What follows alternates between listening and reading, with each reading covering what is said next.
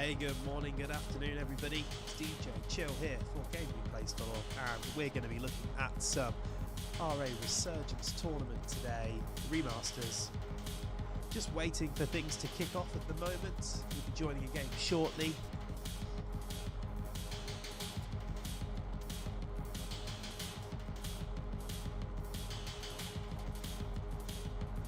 While we're waiting, we can take a quick look at the brackets. We'll get them up in just a moment, and then we'll join one of our games with one of our expert players.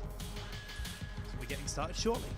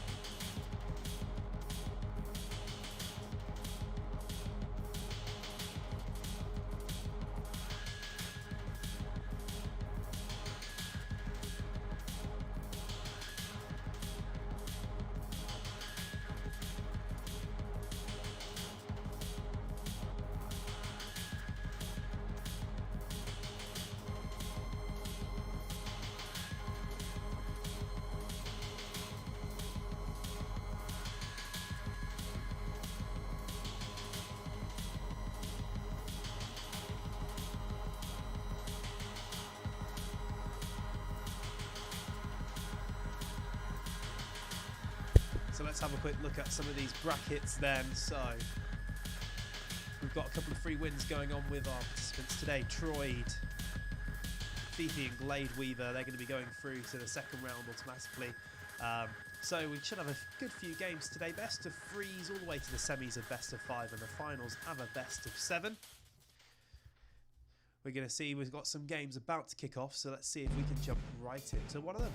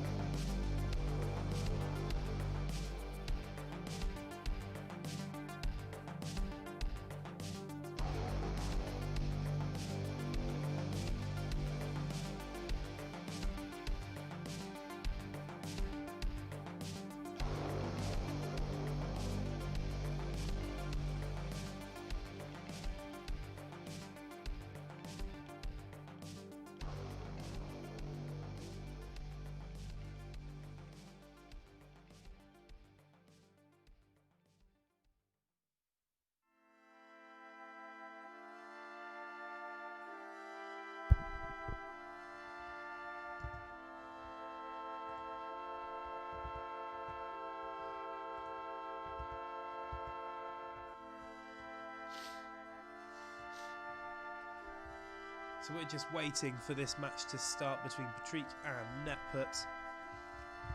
We'll be bringing that to you as soon as we're ready to go.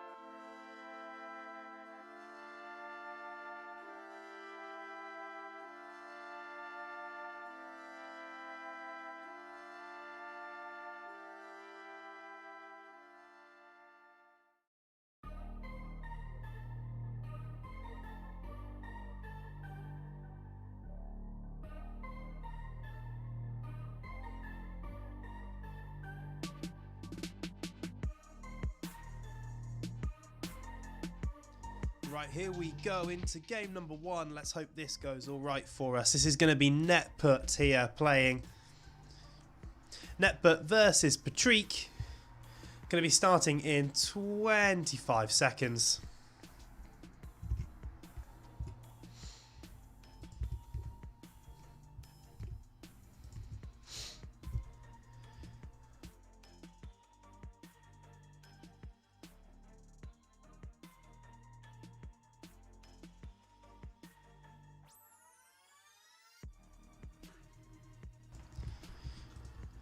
Okay, here we go. So we've got Patrick spawning up in the top left as the Soviets, getting some nice rocket squad. And then down in the bottom right, we've had Netput. Looks like we've joined this game a couple of minutes in, but we've already got a couple of heavy tanks from Netput going around. A little bit of scouting going on. Let's see what do we have going on. A little bit of scouting. Some rifle soldiers running around the map here, right in the middle. We have big presence from Patrick here. Netput starting to scout his opponent's base, and that scout gets cleaned up. Nice work there, Patrick. Good job. And we like this. So there's already a little bit of ore refining going on in the middle. A bit of a clash going. Netput's going to be really outgunned here. He's got to be very careful.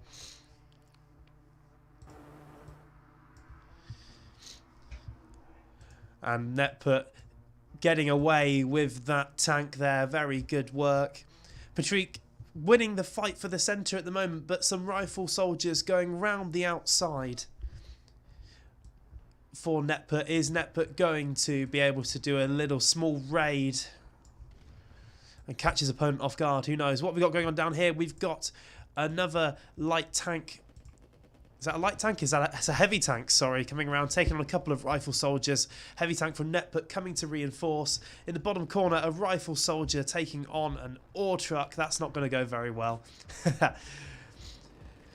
And yet again, Netput coming in, taking out the barracks. If this goes down, this is going to be some problems for him. And the barracks going down. Only a war factory to produce units. This could already be close to GG. If this power plant goes down, it's going to be really tough for Patrick to come back from it. All of his units that were camping this middle ore coming straight up to try and defend, but it might be too late. He's got to go for some crushes here. He starts getting one crush. Very nice. Is he going to get more? 3 crushes, 4 crushes. The rifle infantry standing no chance versus this heavy tank.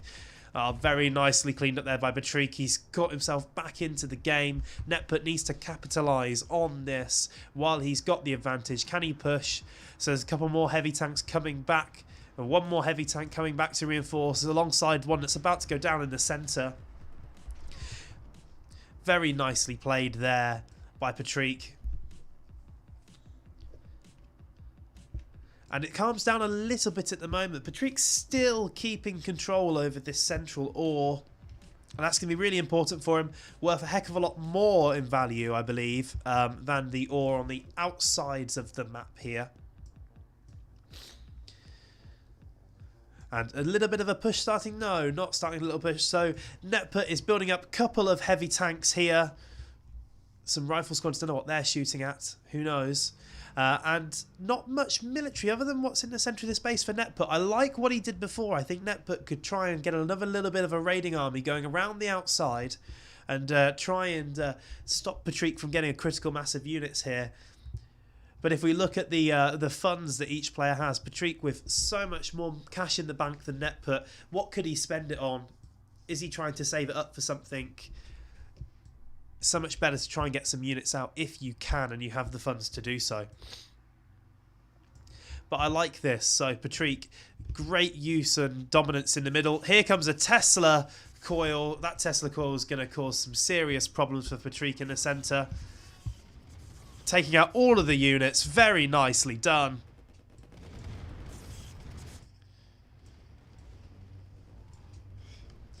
And this is a huge battle going on here right now. We're seeing Netput's going to come off well. He needs to try and crush a little bit of this infantry. There's a grenadier and a rocket soldier doing a little bit of damage. I like that. Take that one tank out. And Netput, very good job here. He's taken total dominance in the centre. He's got to be careful. That rifle infantry will do a little bit of damage. That Tesla core really helped allow that push and keep the demanding control over the centre of the map here. Well, we've got an ore truck coming in as well. Couple of ore trucks. That ore truck, he needs to be able to take that down to keep dominance, but actually, you know, the right thing to do, take out the military first. If you kill the military, you're going to easily be able to kill these ore trucks without any problems. So that little bit of friendly fire from the Tesla coil there, taking out part of the, damaging part of his ore truck. But big fights going on in the centre here. 3 versus 1 heavy tank and a Tesla coil from Patrick himself here. That's going to force Netput back a little bit here. Now, I like this. Very heavily reinforced in the front. Just further says what Netput is doing now and should be doing. Try and go around the outside. Make that static defense useless by attacking away from it. Force your opponent out of position. See what happens. And still 1 rifle infantry sitting down here, just keeping an eye on his opponent from Patrick. And we go up here and this ore truck being damaged. He's got to be able to take that down. Make sure you focus that down. That would be really, really annoying for Patrick. Something else that he'd have to rebuild either dropping 2,500 credits on a refinery or having to waste some War Factory idle time on it. And this Netput's got to a point where he's got a bit of a critical mass of heavy tanks here. Tank spam for the win, as always. And there's the sell-off and the GG from Patrick.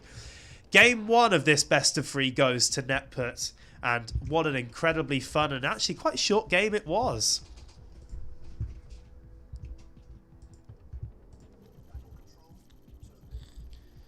Let's take a quick look here. Soviets winning. Let's have a quick look at the resources totally. So quite on par actually. Patrick just ahead of Netput on the resources gathered. But Netput again just total dominance on the units really. Almost twice the number of units killed. Incredible work. And that is what turned into the win. So we'll be back in between games. We're back with some more games shortly.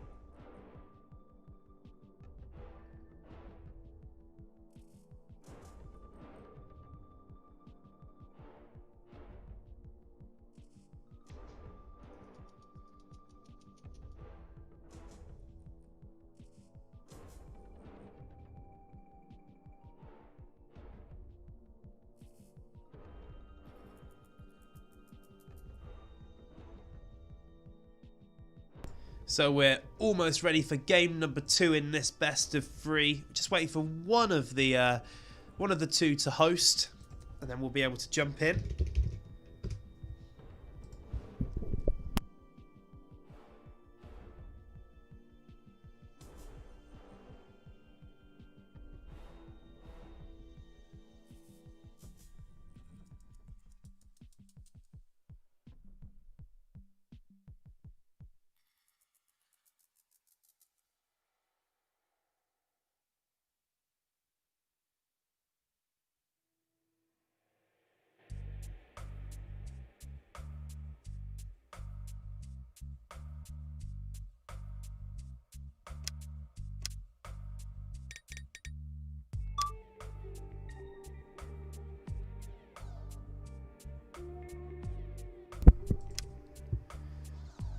So we're just waiting for game number 2 of Patrick versus Netput to kick off. Netput 1 up on games versus Patrick. So Netput only needing to win this next game to be successful and move forward in the tournament. Patrick having to win both games to bring it back here. A little bit more challenging of something to do from himself. While we're waiting, let's have a quick look at the brackets and just see how this would all fully play out. So if we have a look, what are we going to see? Well, we have the winner of Patrick and Netput going on to play FY in the second round. None of the other games complete yet from this challenge. It may very well be that as we're just waiting for this match to start, it may very well be that both of these players are actually just going and saving and uploading their replays to gamereplays.org. As soon as we have the next game up, we'll be back with you. How are we doing today though, guys? Hope you're all enjoying. Exciting, our first tournament for Red Alert Remastered.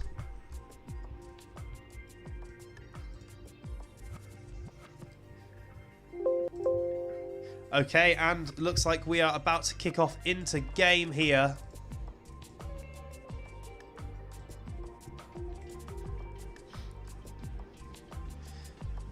So we're back in a moment as soon as we are ready to go in this game.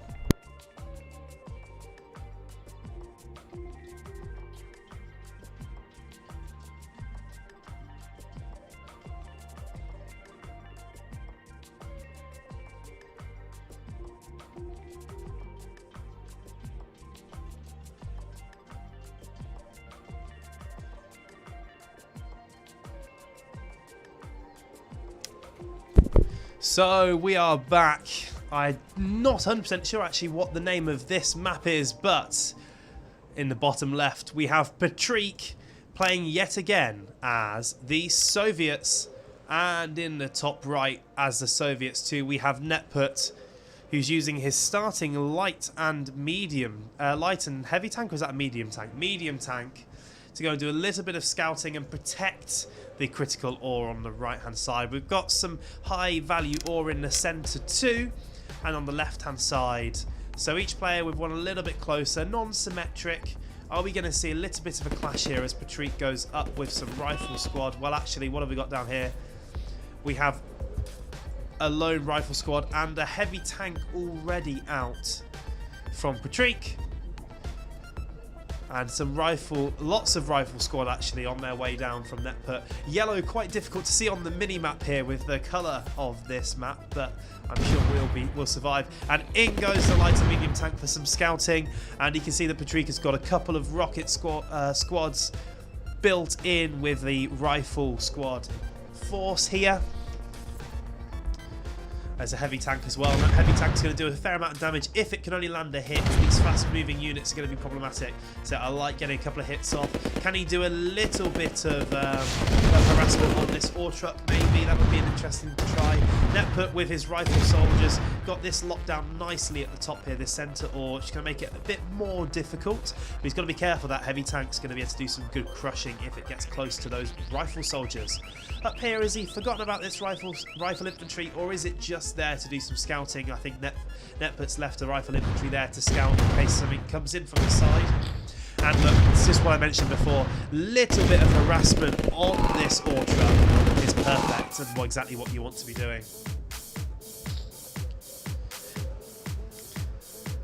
So just jumping in and out, being a little bit annoying, a little bit painful whenever possible is what Netput's trying to do. Netput himself doing longer distance ore refining of this higher quality ore. I'm not sure whether that's strategically the best solution to do, but I'm sure that's what you want to pick up first of all. And yet again, pushing out a little bit Patrick, but Patrick is losing a little bit of rifle infantry there, as is Netput though.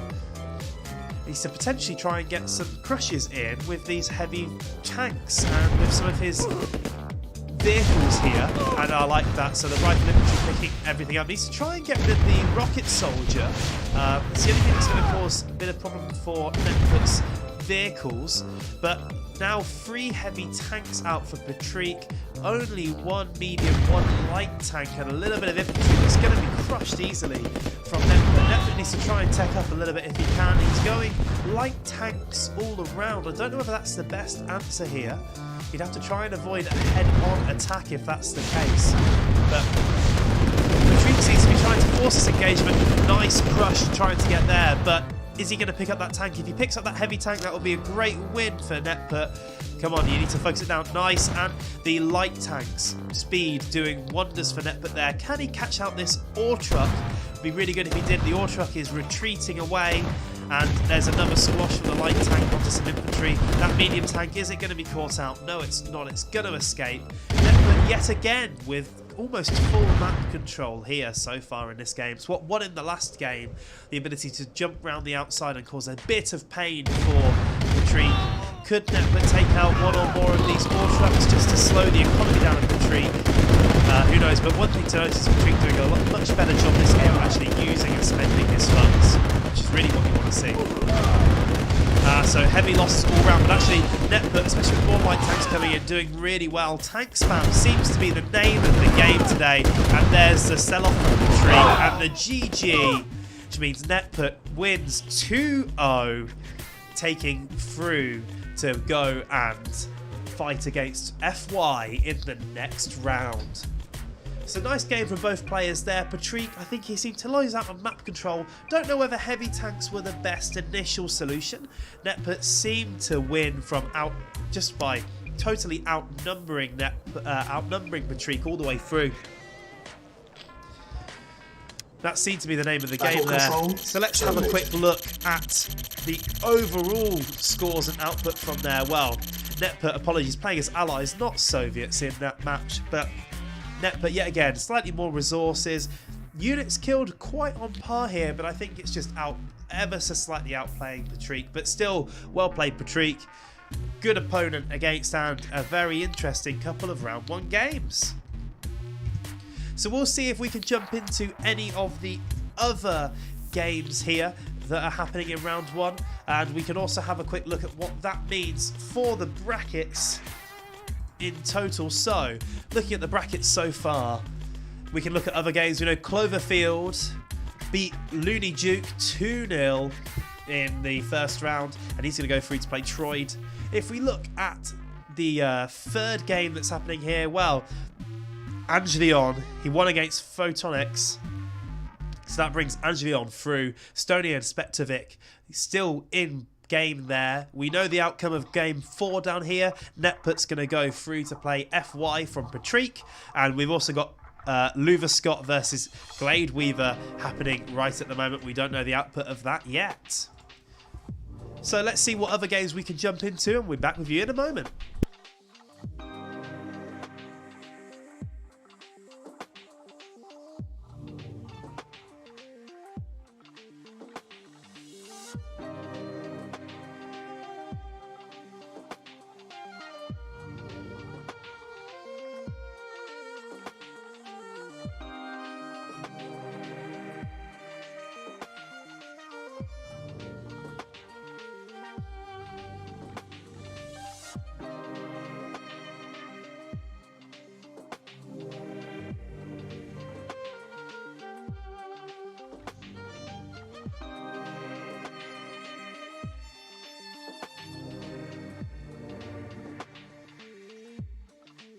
Fences just to make sure we get rush. Acknowledge. And Affirmative. Acknowledge. Acknowledge.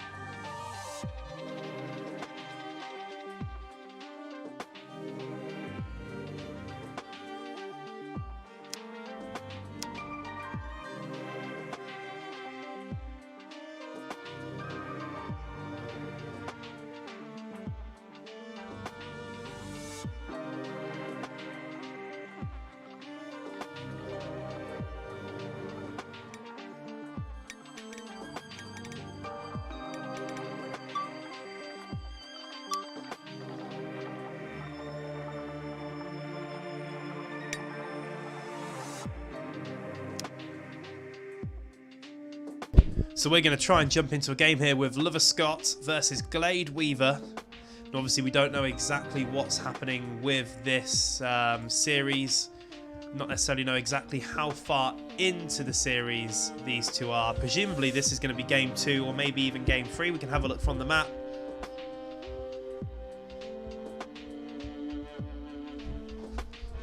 And we'll see if we can jump in.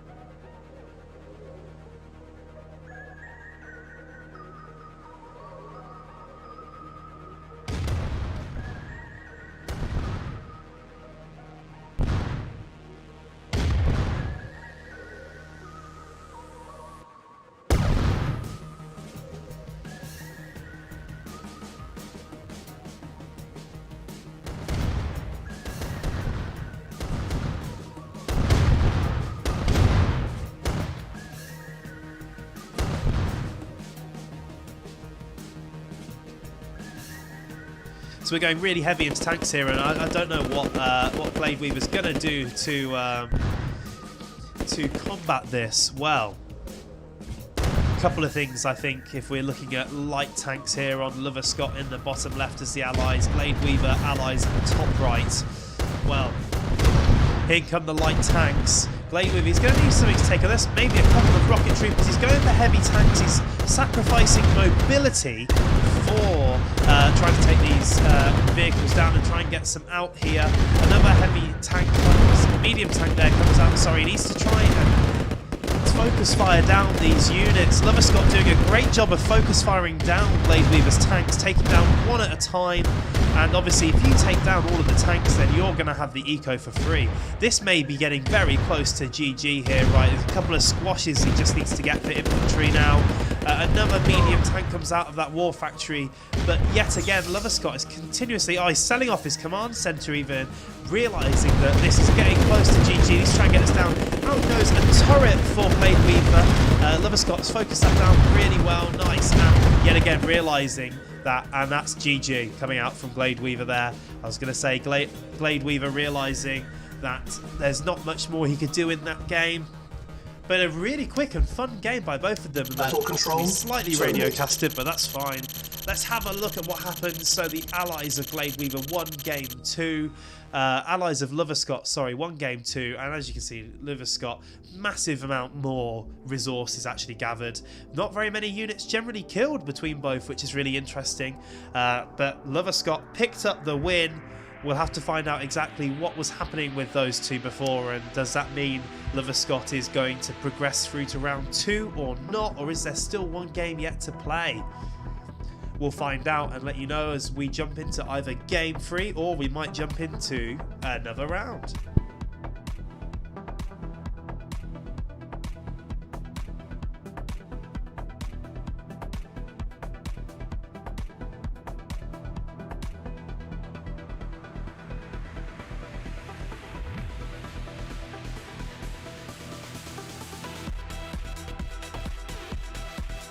Yes, I'm fighting hay fever at the minute, guys, so my voice sounds a little bit fun and monochrome.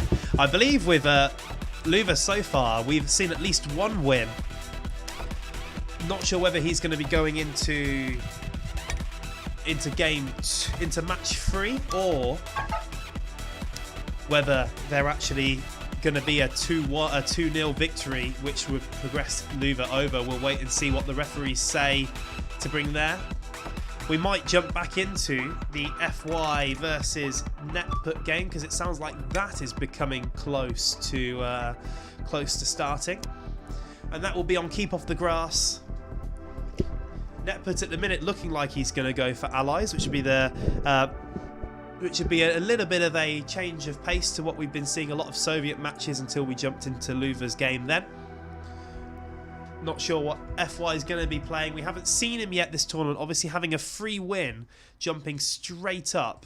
If we look at the brackets, FY had a free win, jumping straight up into round 2. So this might be one of his first games of the tournament, maybe his first game of the day. We'll have to see how well he progresses. Netput obviously already warmed up a little bit, having played 2 games and being successful in both of them. Little bit of shock and awe tactics he was using. Tesla coil really helped change the tide of the game on Keep Off the Grass that was played previously. So we'll have to see whether there's any similar tactics happening here. And it looks like other than that, we're just waiting on the outcome of this Lover Scott game, and then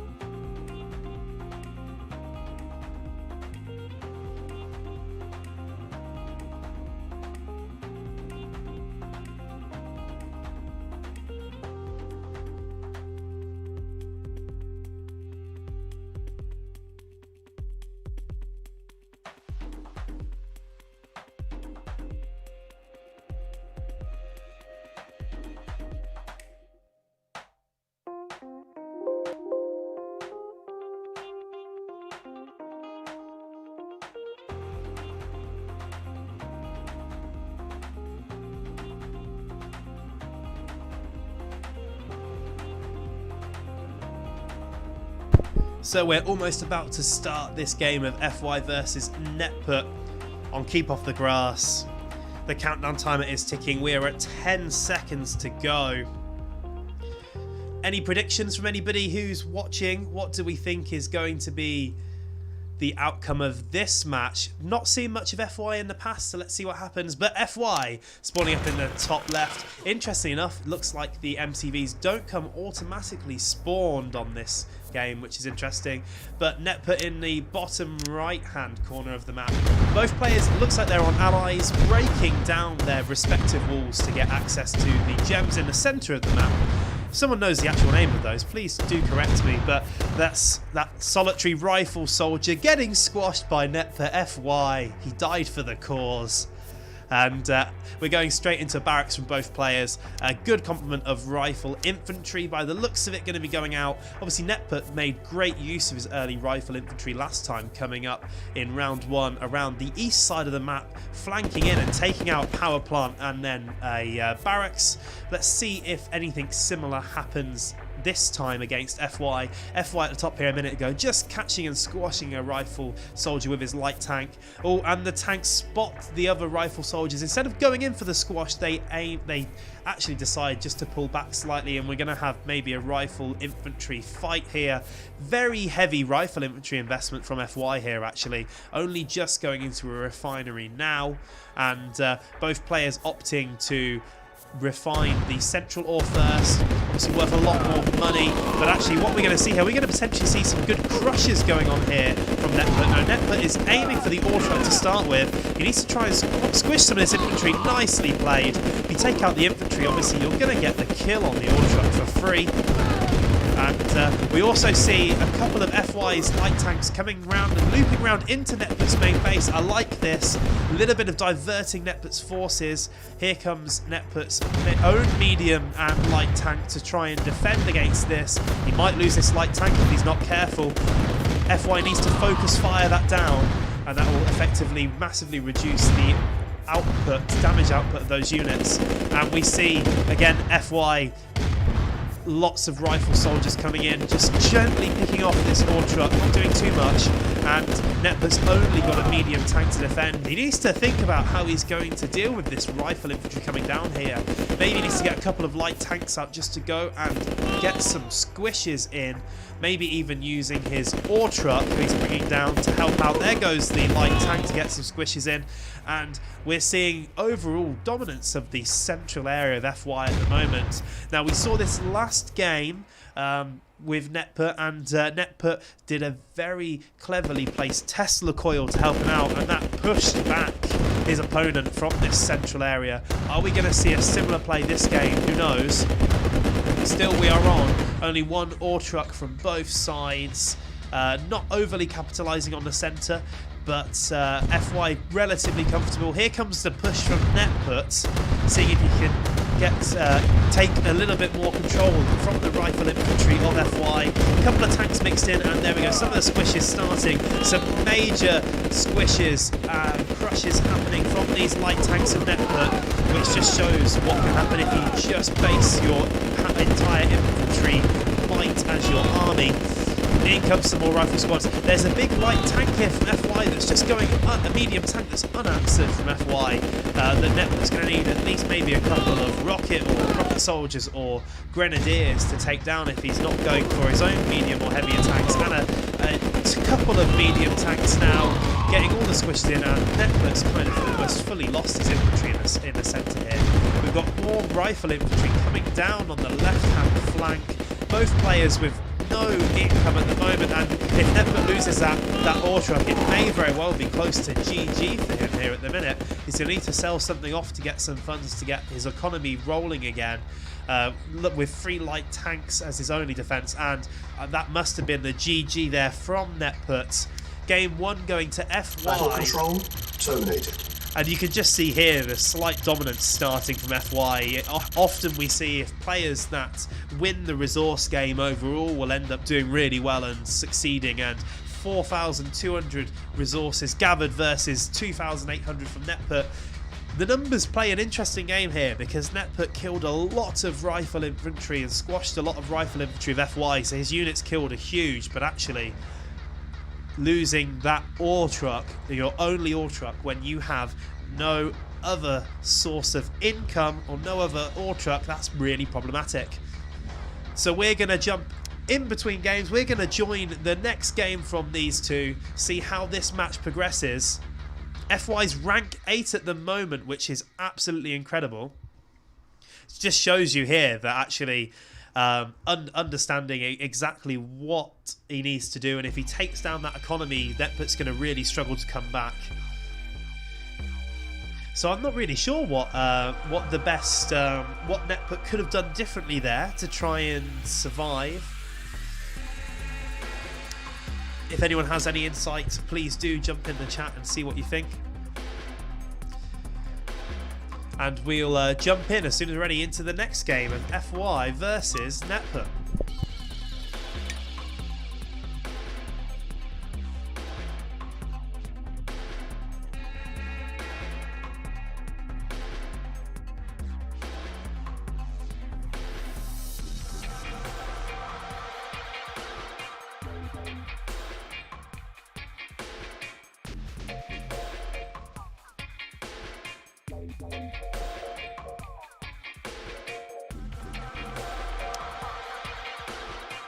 So it looks like the next game of FY versus Netput is going to be on Middle Mayhem, both players choosing allies again. Aiming for the British version of allies. We'll see when this kicks off, whether we're ready. Both players potentially just saving their replays. Looks like we may be going to Snow Garden.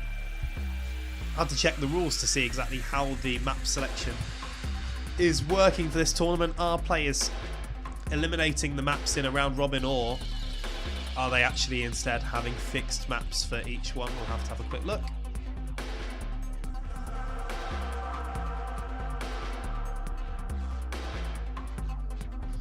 Yes, so losers pick from the pool. First round is always keep off the grass, so losers pick will mean Netput's pick of map, and it looks like he's maybe going for equal opportunity. We'll see what happens when we go through.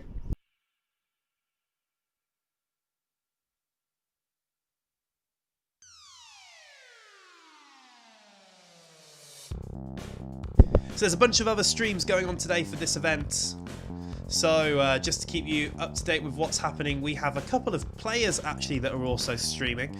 So if you're interested in seeing some alternative views, you can look at Troyd, Stony the Walk, and Outstein's streams. Loser picks the map. As they all load and start playing, which sounds great. We've also got Duke Jackson streaming, who's playing, and Fuzzy Babes, who is not playing but commentating as well, if you want to see some different games that we're not playing.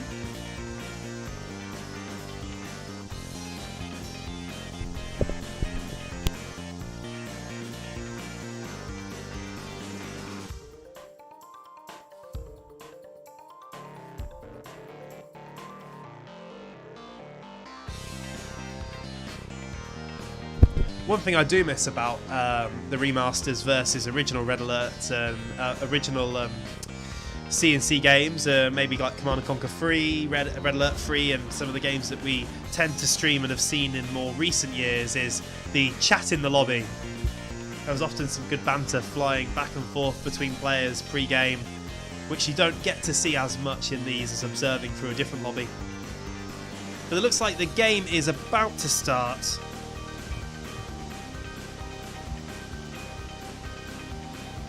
So we'll jump in and be with you as soon as it actually kicks off.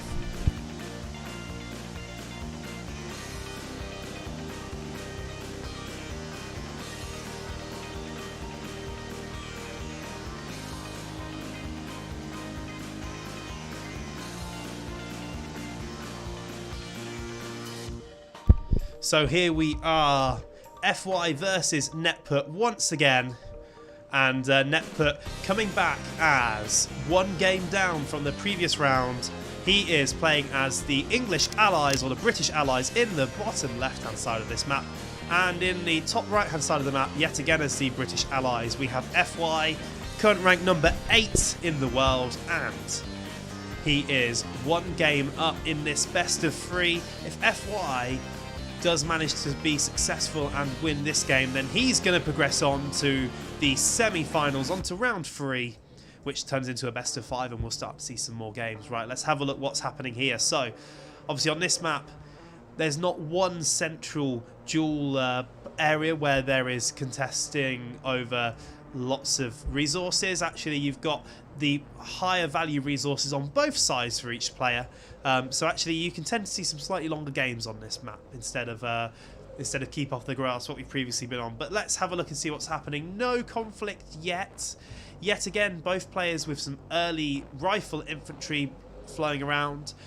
We've got barracks for both players, as you'd expect, and already we have one of Netput's rifle infantry potentially about to go down. Is he going to get the scout off in? And he doesn't get the scout off of FY's base. Gets taken down just beforehand. Lots of rifle infantry just chilling out here at the top. Not sure why FY is not going for the higher value ore instead of the lower value, but sure, why not? Netput rightfully so going straight for the higher value resources. And what do we see going around? We hear a little bit of rifle squad shooting. Yet again, we see FY scouting and leaving a unit at the top here. Netput leaving a couple down here, just not wanting to get flanked into their base, wanting to see that. And let's see what's happening as we got Netput with a light and medium tank in the centre. Just keeping guard there. So far, quite a defensive and relaxed game. Only a couple of scouts that have been clashing. Nobody really wanting to push too far, and FY finally going for the higher value resources. Still Netput with a scout just sitting there that I don't know whether FY's been able to see or not. Would have maybe been interesting to see if he'd be able to see it and maybe tidied that up a little bit to protect his vision, just to keep it a little bit unknown for Netput. But let's have a look at the resources. Netput floating quite high on 5,000 credits at the moment. What's he going to actually spend those on? War Factory is out and is producing medium tanks for him. We've got a 2 War Factory play from FY, 1,500 credits, medium tanks coming out, so FY is going for a much more aggressive build, sold off his barracks, so actually is going to be totally pumping all of his money into vehicles, and we see 3 medium tanks, 1 light tank out at the moment from FY. From Netput, we see a similar play, but still retaining his barracks, so maybe going to play with some more rifle infantry. We've got a very equal number of tanks here, so maybe the double War Factory play. He was producing a second ore truck. Nice. So now we'll only just start to see the benefit that you can get from both War Factories here. So 2 ore trucks again for Netput. Netput yet again, he's going for some of the lower value ore rather than the higher value resources in the left hand side, and the fight begins over the central higher value resources. Could get some squashes yet again on that infantry.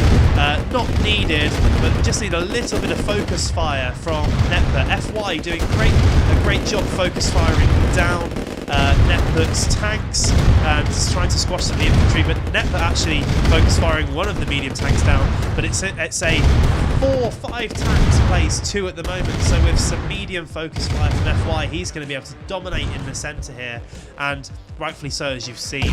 A lot of the resources getting destroyed there, and yeah, we've got some reinforcements of tanks coming round on the flank of Netput's base. If he does some sensible focus firing, this will really start to turn the tide. A couple of more damaged tanks to take out first. Good focus fire from Netput there. He needs to try and pull the damaged tanks further to the back just to make FY's tanks to have to do a little bit of skirting, but I like this from FY, coming in and cleaning up any of the resources from his ore truck that are left. If we go back down to the action, we see a little bit less focus firing going on from both sides now, but FY seems to have the overwhelming majority of tanks here and is kind of decimating with his numbers here that are happening a little bit. We've got 4 medium tanks plays, actually a few medium and 1 light tank from FY. Very equal credit numbers here in both sides, so actually FY is going to come off really well here in this tank engagement. But what do the players pivot to next? They're spending their resources well. If we look up here, still dual War Factory play. Don't know whether both War Factories are actually producing for FY. We've got lots of medium tanks coming out. And if we look down here, Netput's minor army has kind of fully been cleaned up. FY could try and push in a little bit here and do a little bit of a harassment play. I'd actually prefer to see FY doing similar to what won in the previous game, a little bit of a harassment play on the left-hand side. These ore trucks running at the top here, totally undefended.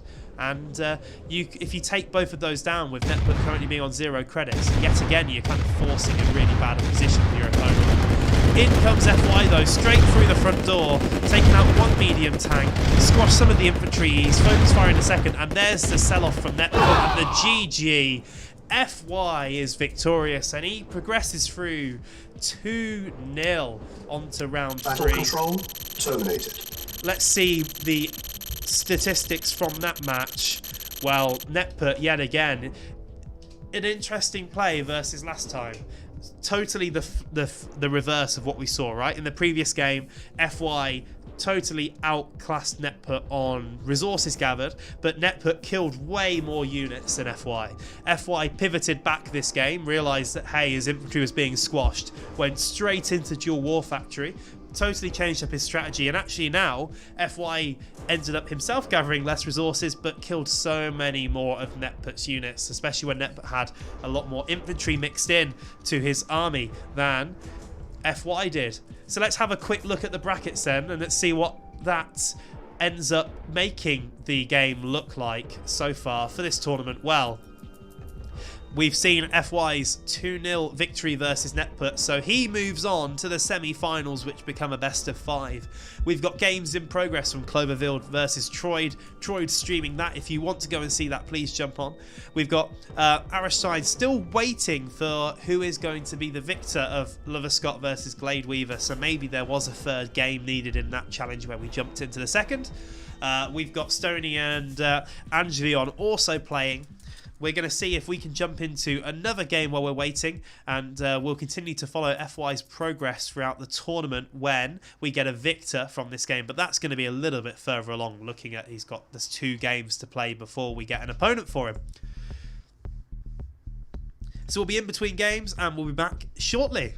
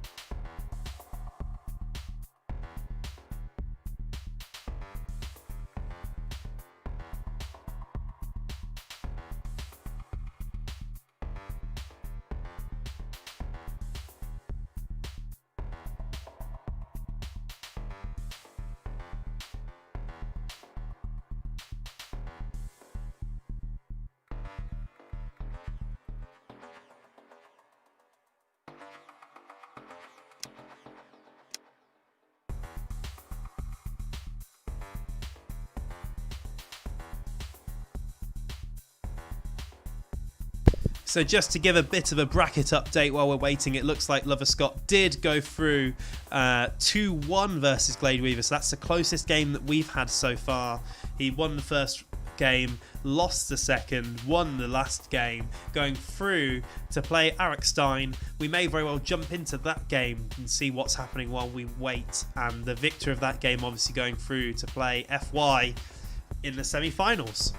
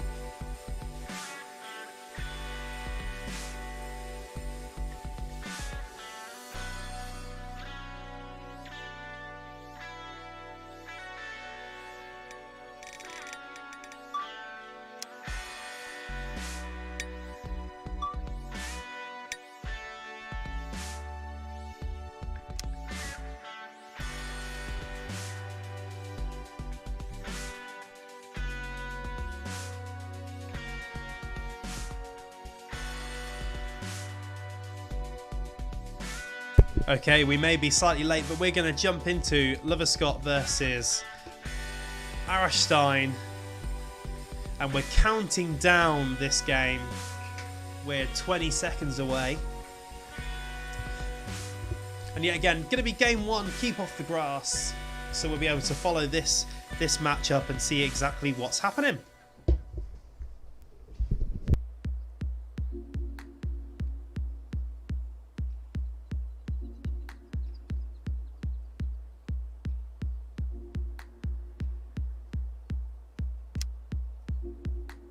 And here we are. So we've jumped in a couple of minutes into this game and we've got Arstein up in the top left. It looks like there may be a disconnect or some issue for him because he doesn't appear to have actually made any units or progressed yet in this game.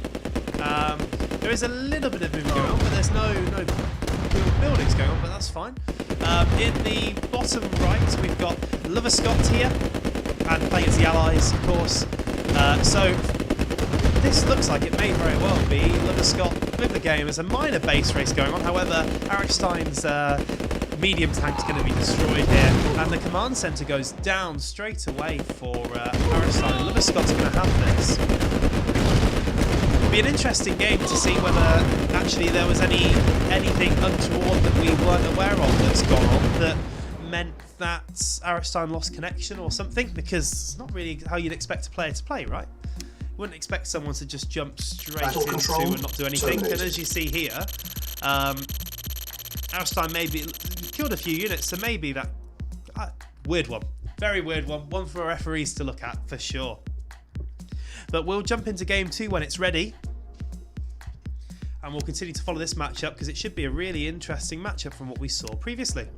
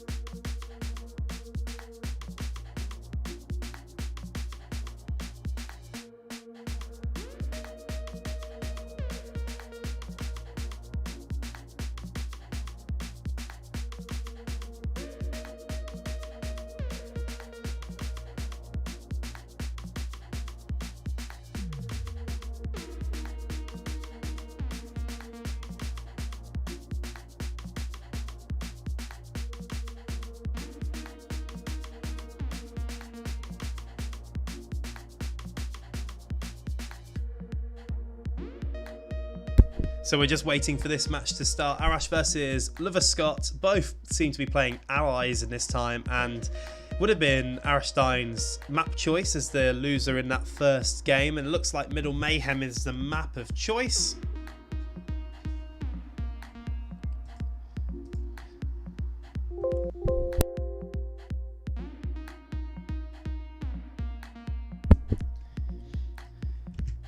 And I think we're about to kick off into game, which means we'll be showing it very shortly.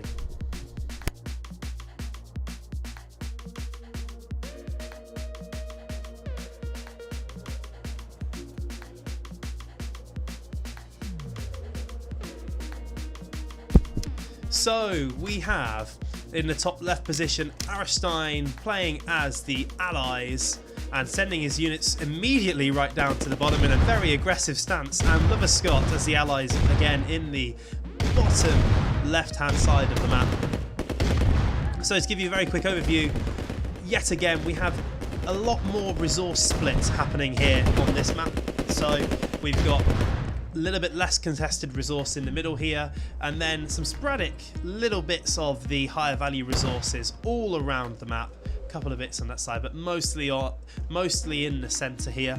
But still only a few ore trucks worth. So going for a naval yard play here from Aristine, which we've not yet seen in this tournament, so that'll be quite exciting to see how that plays off. And Loverscott doing a great job of focusing down Aristine's units there. Out comes the destroyer.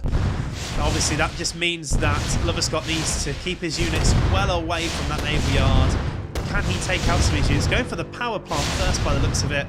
Couple of rocket soldiers, surprised they've not yet been squashed, and surprised that these rifle infantry haven't been able to take it down. Come on, he should be able to squash those rocket soldiers with that medium tank. What's he doing down in his base? Well, Loverscott's just, at the moment, just going for barracks and straight into a refinery. No refinery as of yet for Aristine, but going straight into naval yard. If he's not careful, he's going to run out of funds to be able to produce that refinery shortly. So naval yard goes down, 2 destroyers, which aren't the best at taking down infantry, but they're doing all right job. Up goes the refinery, the ore trucks coming out, and going straight for the lower value ore at the top here. Come on, get the crush, Loverscott, with that tank. The tank goes down, and it could have killed a few of those infantry. Sadly missing out on that. And the problem with going naval yard here is that so we've got a couple of destroyers. They're probably going to be able to reach that barracks. They're probably not going to be able to reach the other buildings, so we'll have to see. But taking down that barracks is a great use of those destroyers, better than leaving them to do nothing. What else do we see happening at the minute? Some infantry wars going on. Rocket soldiers aren't going to do as good against rifle infantry. And we're starting to see some tanks take down those destroyers. Down goes the barracks. Is he going to take down the tanks? He's finally focusing the light tank down. 2 light tanks out from Loverscott. A little bit of in-game lag that we're seeing, but I don't think it's really affecting the actions of these players at the minute. There's no crushes happening from the water. That would be pretty insane, right? If a destroyer came onto the ground and started crushing some of those rifle infantry.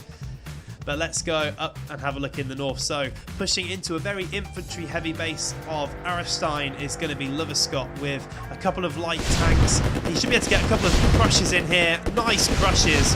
I like what he's been doing there. Can he get a few more crushes? Is that focus fire on the ground happening with those rocket squads? A bit weird. And all of the infantry gets crushed. Looking at Aristine's economy, if he takes down that ore truck, that is going to be GG from his side. There's going to be no recovering there. Aiming for the refinery instead of the ore truck, probably a slightly softer target. Down goes the refinery, and that would have to be GG. With what's happening, it's impossible for him to produce enough rifle infantry or infantry from his barracks to win this game again. Don't even know why he's shooting at them. Just crush them with your tanks. The tank's so overpowered in the game at the moment with where they are, their crushing ability. In comes more light tanks. It looks like Aristine holding on right until the bitter end, as we saw in the previous game. Anything else happening down here? So we've got, actually, it's almost a little bit of a base race. So the problem is these destroyers are not going to be able to reach these buildings over here. And Loverscott's got a great amount of tanks at the top here that will be able to take down everything he's got in his base. And yeah, so if there's no GG call, then it'll be waiting until the last command. Construction yard goes down. We've even got Phil coming out to help. Bless him. So the construction yard does go down, and Loverscott takes game 2, and it goes 2-0 in round 2. Let's have a quick look at the stats, but I'm sure we probably already can guess. Loverscott just outright dominating Aristine there, both in resources and units killed. Really interesting going for a naval yard strategy there. We've not seen that yet at all in this game, but it doesn't look like it played off for Aristine there, as Loverscott takes the win.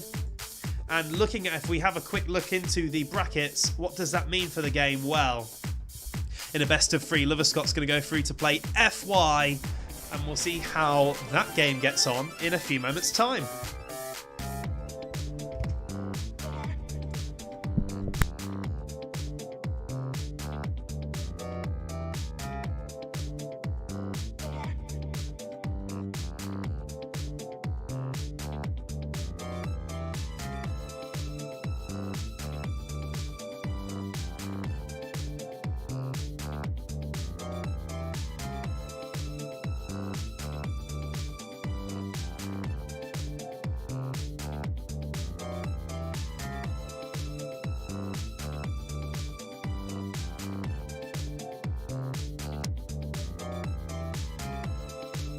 So just to give a little brackets update, we now see that victory, that 2-0 victory of Loverscott gets represented, and he moves on to play FY in the semi-finals, a best of 5, so we're guaranteed here at least 3 games. I'm sure this FY Loverscott matchup is actually going to be relatively well matched, and actually we're probably going to see maybe a couple more games unless something happens.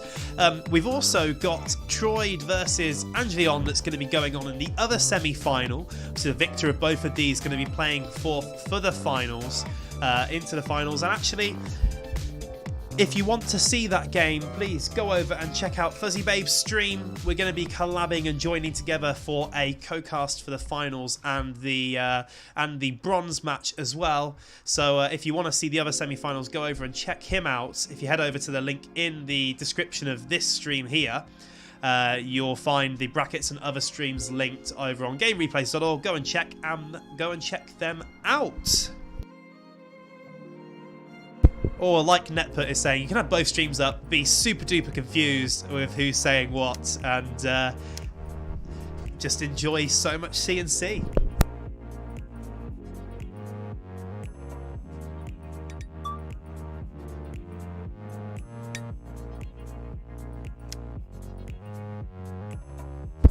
So game 1 will obviously be on Keep Off the Grass.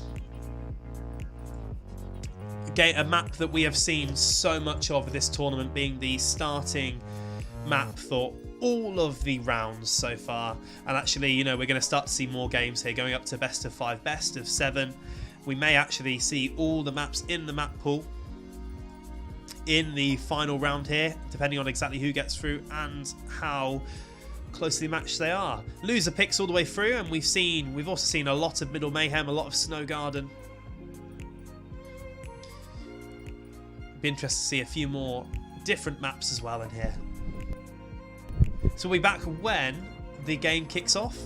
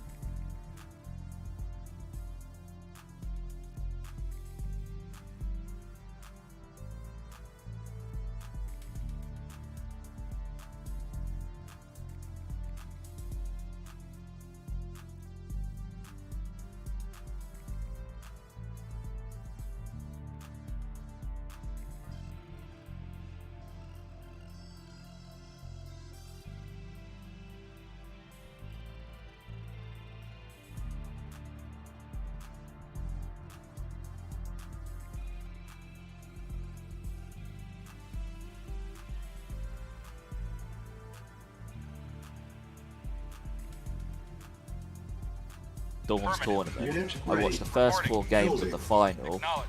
and then the Structure observer mode acknowledged. decided that that was enough and didn't let me watch what ended up being the final. Affirmative.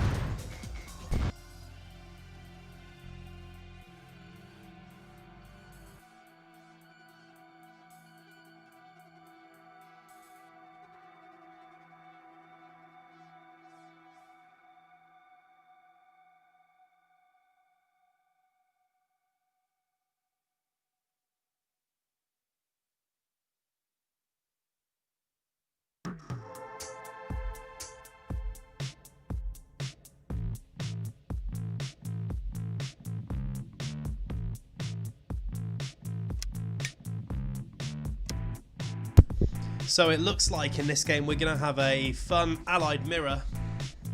FY versus Lover Scott. Both players are now here. We're just waiting for the match to start.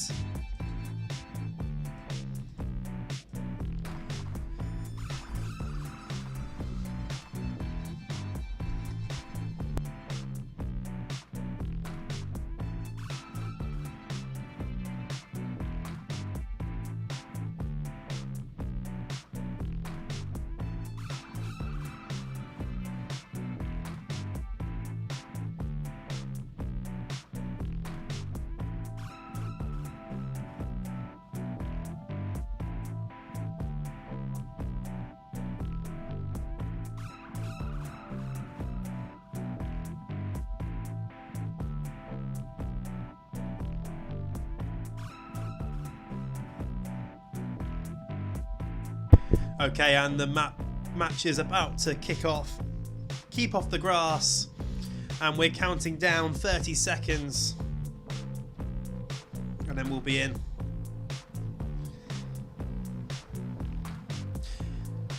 Please spam your predictions in the chat. Who do you think's going to progress here? Is Lover Scott going to take it? Is FY going to take it? Is it going to be really tight? Predict your scores. What do you think this game is going to end up like? What's this round going to end up like? Who are we going to have in the finals? But let's have a look, shall we? So, starting off in the top left as the allies, it's FY, and in the bottom right-hand side, again as the allies, we've got Lover Scott. So, as we've previously seen on this game, people kind of tend to go for the bottom side and their closest side, take out the walls so they can access this central wall. But actually, Lover Scott's kind of doing something we've not seen in this tournament so far and going for the wall that's traditionally on his opponent's side.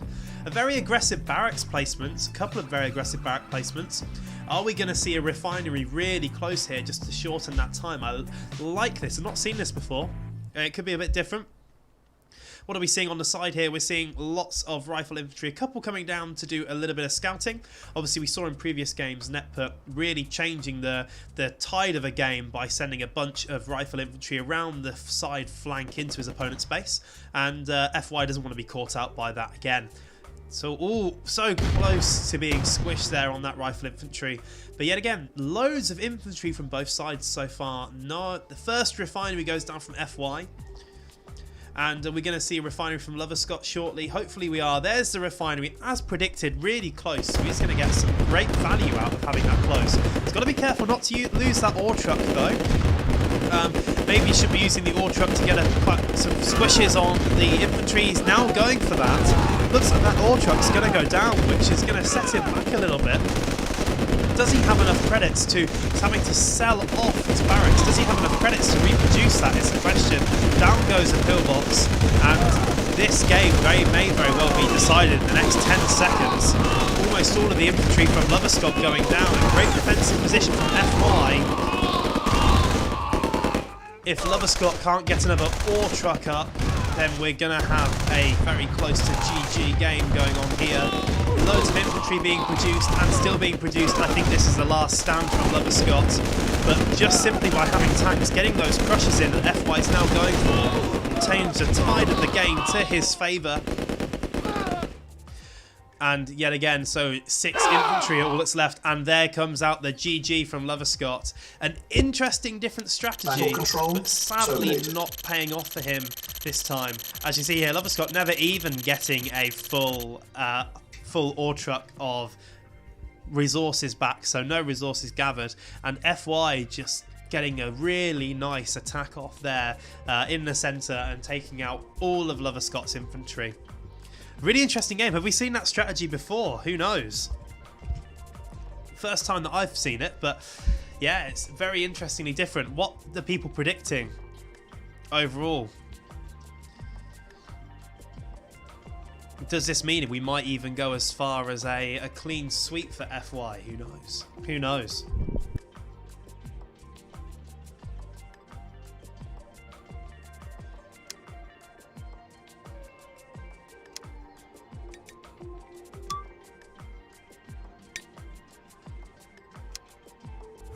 So Lover Scott picking the next map, and it looks like it's going to be equal opportunity. Yeah, again, we've seen this map a lot as well. Players really seem to enjoy this map at the moment. So we're going to progress into game 2 of this best of 5 semi-finals. And we'll be back as soon as we're ready to go.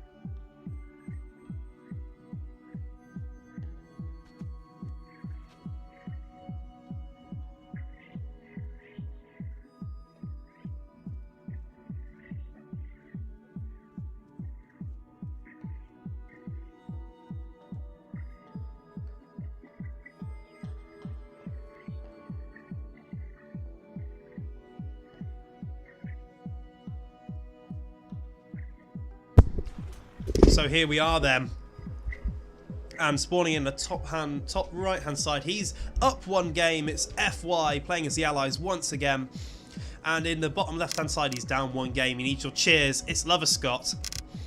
And yeah, again, as we've seen on Equal Opportunity quite a lot of times before, this central patch of resources is so valuable to players. Whoever tends to get that, and actually your player that starts in the south has a little bit more of a advantage to getting that slightly closer to them.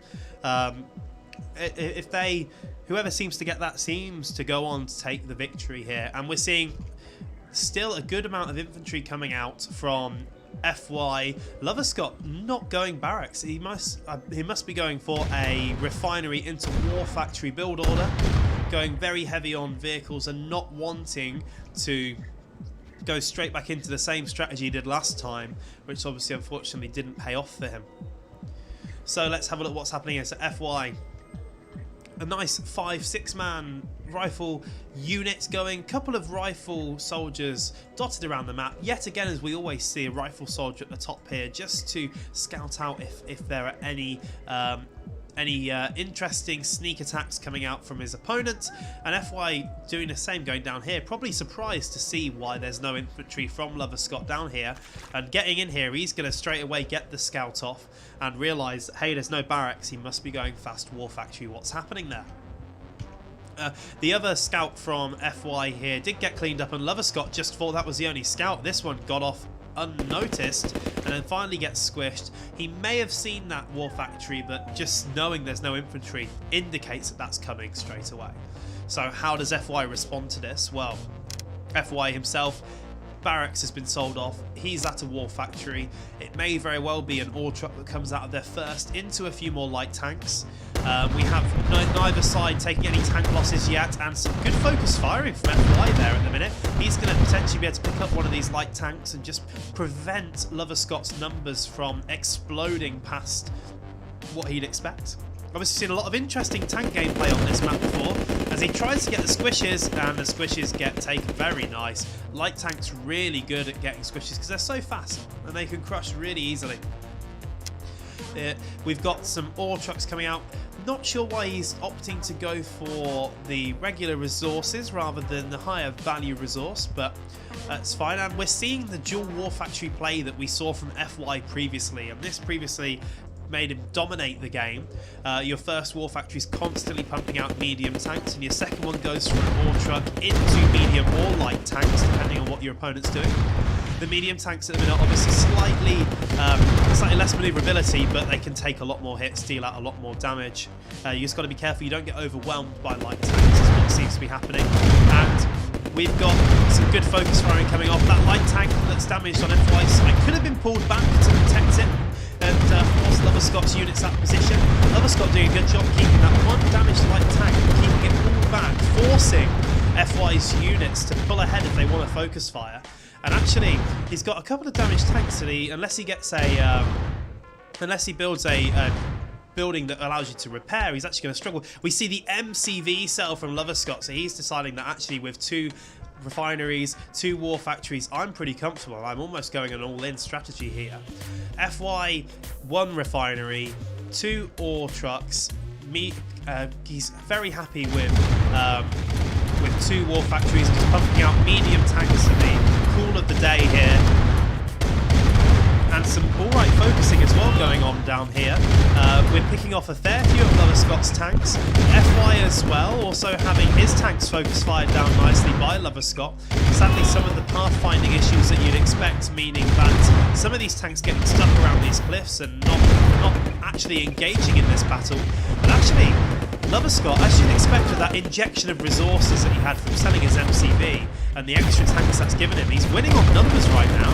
If he takes out this ore truck, which he needs to focus on the tanks first, because if you take out the tanks, you'll get the ore trucks for free. Nice focusing there. Can he take out this one at the bottom that's out of position? That's a lot harder for him to get back. No, he's focusing on a different one. So he's keeping the tank numbers lower, sadly losing one on his side, getting focused down as this gets blocked by the ore truck. What are we seeing in his base? Not much being produced here. Still going on medium tanks here. But the main fight's happening up here, just outside of FY's base. And we're starting to see a little bit of a stalemate. Similarly equal tank numbers. I like FY's position here because while the tank numbers are quite similar, his tanks are a lot more healthy. Medium tanks are the name of the game. Maybe we might start to see a transition from FY into some heavy tanks at some point that could, as he doesn't seem to need to be very manoeuvrable at the moment.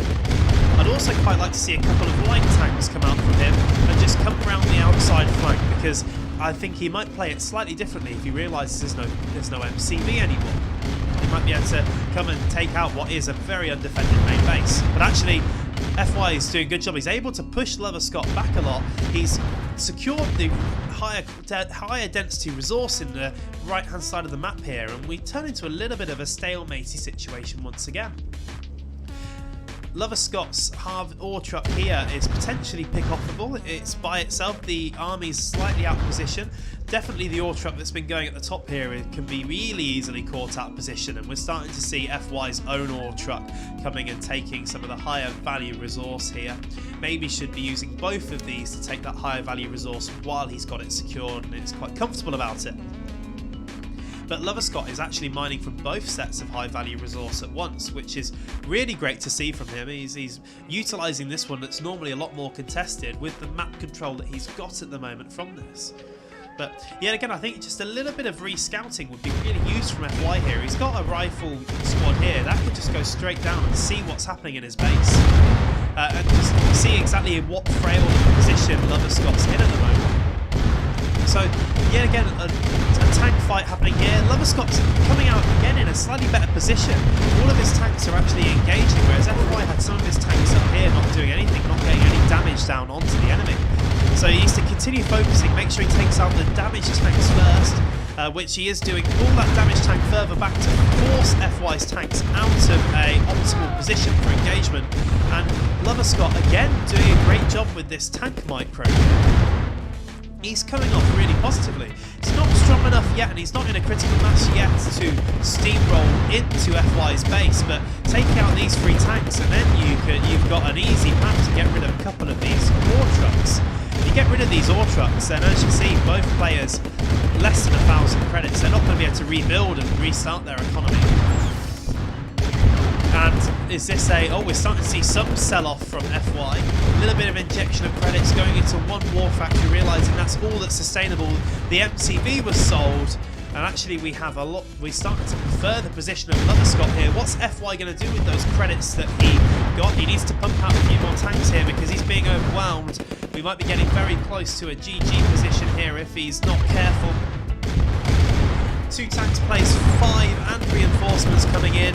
Those 2 ore trucks. He's getting the squashes on the rifle infantry. That infantry not doing any well, and the GG gets called from FY. We are going to see a much tighter game Battle here in control these semi-finals than we thought, guys, and that's really exciting. So, as you see here, Lover Scott doing a great job with resource gathering, was just above FY. Getting those higher value resources, both from the middle and his side, just did wonders for him. He managed to kill so many more units and was just did some really great engagements that we've seen from FY in previous games, but he didn't translate into this game itself. So we'll see what happens with the next game then. We're playing 1-1 in this best of 5. This has the chance to go through to all 5 games, which is really exciting.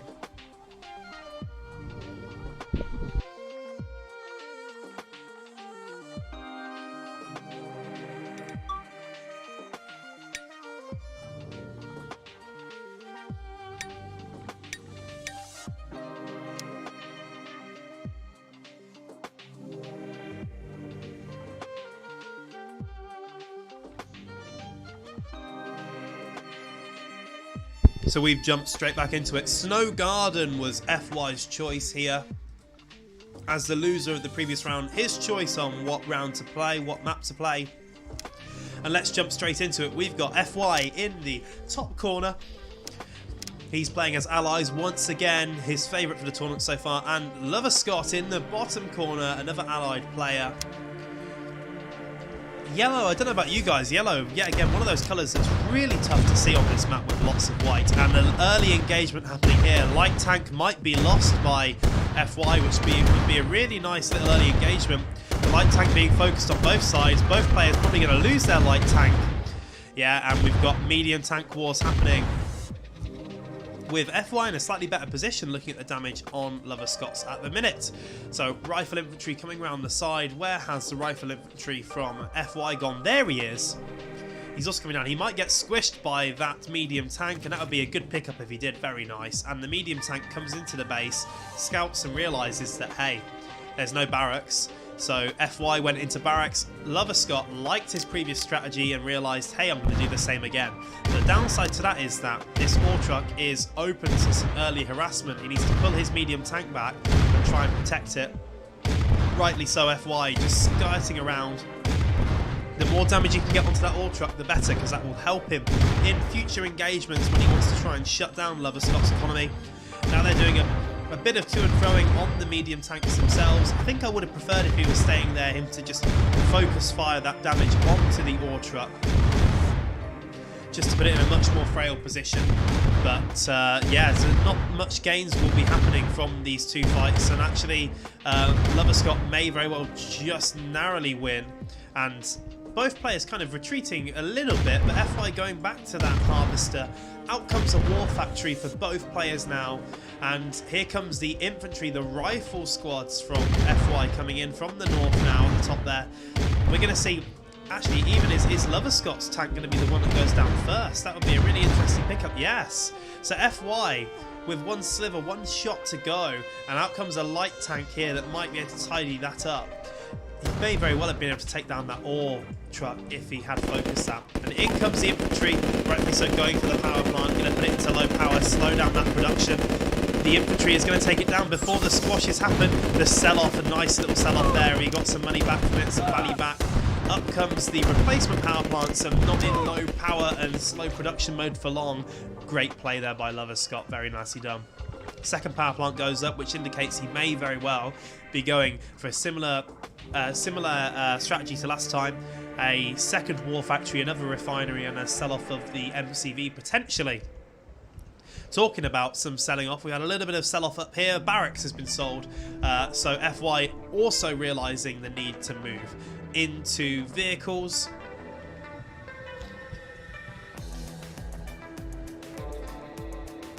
So it's calmed down a little bit in this game at the moment, and I quite like the position that FY's got himself into at the moment. There's been some early aggression. I think it would have been nice if he'd been able to take down that ore truck, because even if he lost his medium tank for that, would have slowed down the economy and the vehicle production of Lover Scott quite a lot. If we look up in the north hand side, we've got 3 medium tanks from FY that are retreating back because they're scared of that light tank up north. There's another light tank, so actually Lover Scott going very hard onto light tanks here instead of medium tanks, so he needs to try and win by numbers and by the extreme mobility that can cause some of the medium tank shots to miss the target. What we're going to see, might be nice to get that easy crush if he sees it, but he won't have scouted it yet. A very safe ore harvesting position in the top part of the map here that is now being scouted by Lover Scott's light tank. Not much he can do to disrupt that, but actually with those medium tanks pulling away, that light tank can get some free pop shots off on that ore truck. And we've got 1 medium tank coming off the line to go and deal with that light tank and scare it away. Nice move. You don't need to move the entire army for that, so that's a good choice. FY again in a good position, and as predicted, right? Exactly the same strategy from Lover Scott. Didn't get scouted last time, and it worked from last time, so why change it, right? 2 refineries, 2 war factories, into the sell-off of the MCV.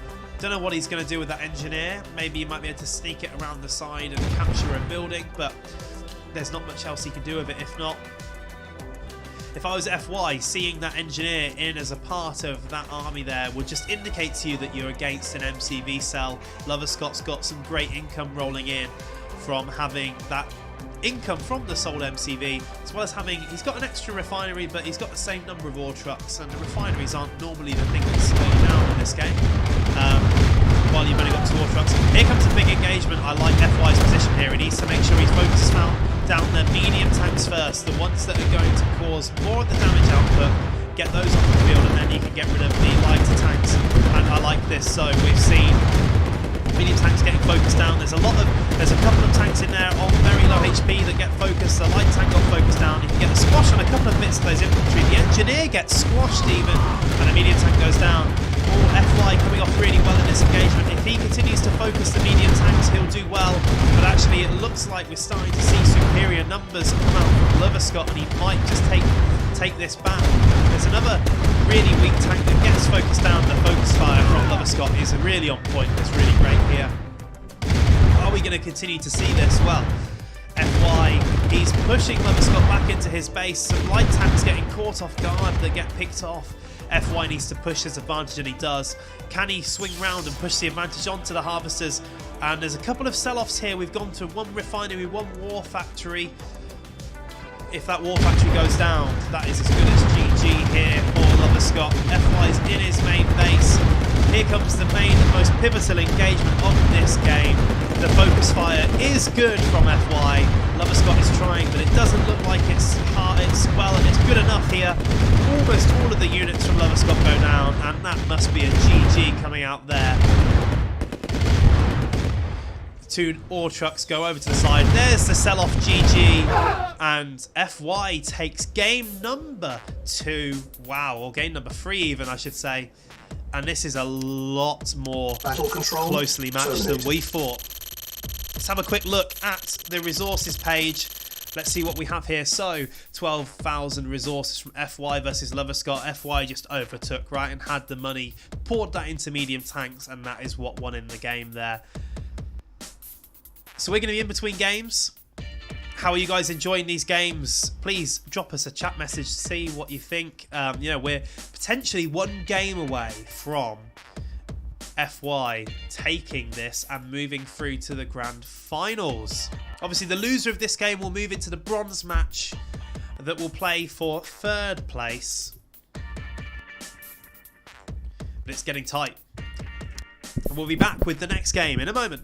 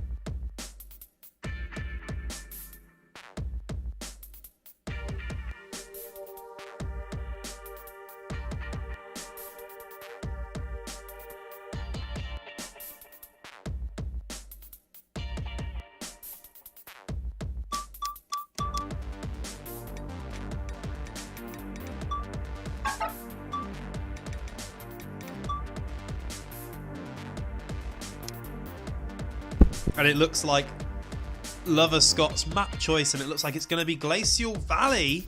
First time we have seen this map. Although I don't think it is going to be Glacial Valley, actually, because it's not in the pool. I think actually Glacial Valley might just be a default one that's been picked.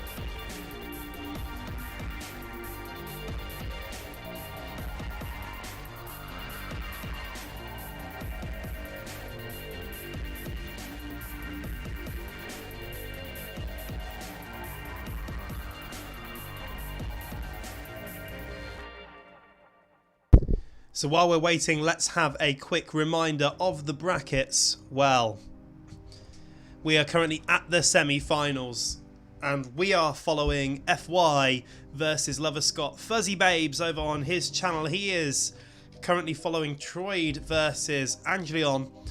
And let's see, how did they get there? Well, FY had a free win to start with. He got straight into round 2 where he played against Netput, and he was victorious against Netput 2-0, whereas Lover Scott's played all the way from the beginning. He's had a hard time. He's the first round, he won 2, lost 1. Then he beat Arashine hands down in the second round to get to where we are at the minute. We are currently at 2-1, just waiting for the players to join.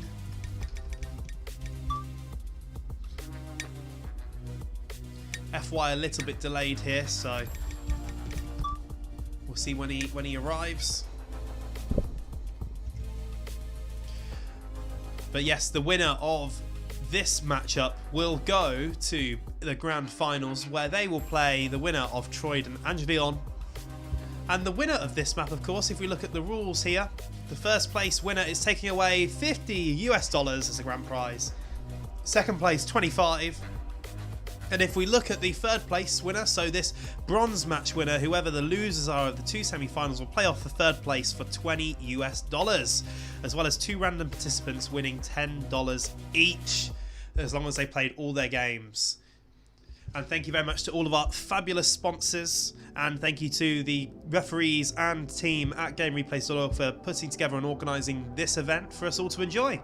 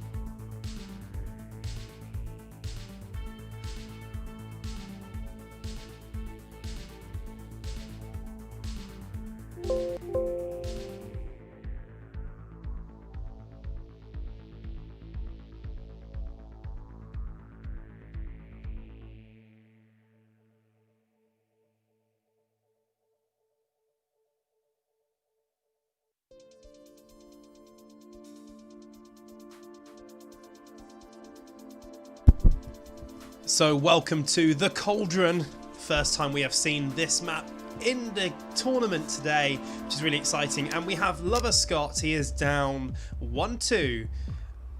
And he's playing as the allies in the north of the map, and in the south of the map he is up 2-1.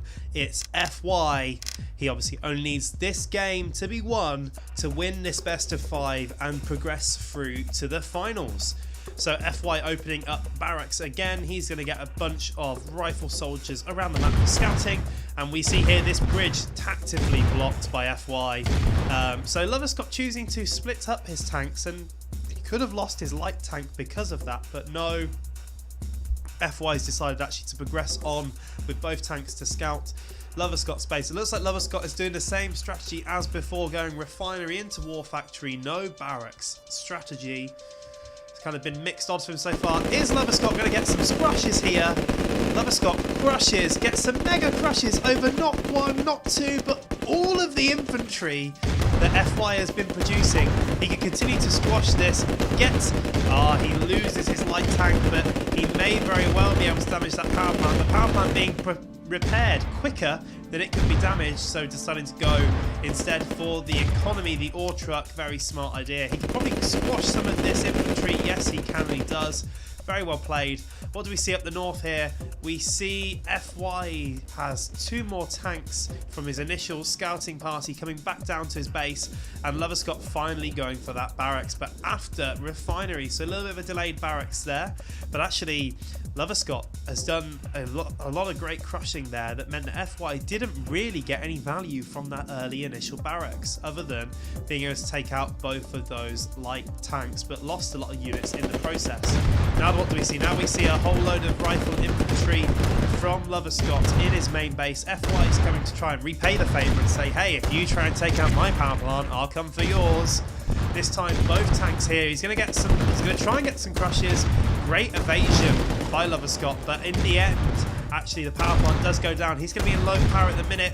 If he was on it, he would have already started producing the other power plant, and he is. The power plant goes down. Now they're focusing instead on the ore truck. I would like to see the medium tank try and get some crushes in here and kill a lot of that infantry, because that would be really quite useful for him, but actually no. If you manage to crush that infantry without a war factory being up, you're going to get that ore truck with no problems. And we see the crushes start to come in now. We could get a lot more crushes and then there'd be no damage in place. But here comes the infantry from FY coming up. This ore truck goes down again. This may be quite a tough one for him to come back from. He sells off the refinery, so he's got 3,000 credits. He can afford to buy another one in the replacement, but will FY give him the opportunity to? This could be the closure of the game here. Let's have a look what's happening down here. We do have some infantry coming into FY's undefended base. He's got a light tank, so this could turn into a mini base race. But as we know, ore trucks very good at squashing infantry. And the sell-off, though, does happen in Lover Scott's main base before his rifle squad get there. And wow, that was a quick game, wasn't it? FY is victorious. 3-1. He wins the best of 5 and will progress through to the grand final. That means that Lover Scott, of course, will progress through to the 3rd place game with his chance to win $20 US, whereas FY is guaranteed himself now at least $25 US. And we have a look here as we see FY, lots of resources. Lover Scott, because his ore trucks were being disrupted by the attacks from FY, didn't get anywhere near as much value out of that investment as he expected. So we'll be in between games. We'll actually be back shortly because we'll be joining up with Fuzzy Babes in a moment to have one mega grand final and then 3rd place game streams, which is very exciting. And if we have a quick look before we do jump there, though, let's have a quick look at the brackets, see what's been happening. Well, in the game that was being casted by Fuzzy Babes, Troyd unfortunately was lost 3-0 versus Angelion. So Angelion is going to progress to play FY in the grand finals, and we are going to have Troyd versus Lover Scott in the bronze matchup indeed. So we'll be back with that very shortly. Don't go anywhere because this is going to be a very exciting grand final. I don't know how the games have played out between Troid and Angelion, but Angelion looks to have absolutely decimated in a similar way to FY, and I think this is going to be some very exciting gameplay in store for us.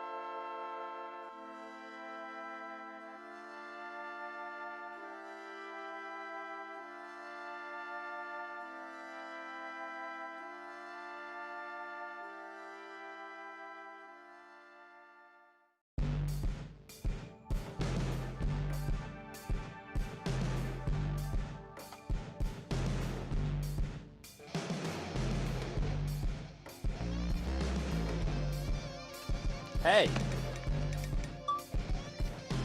Yeah, not bad. I've just got my stream muted, like you said. I've just got my stream muted. How does my audio sound? Do I sound okay?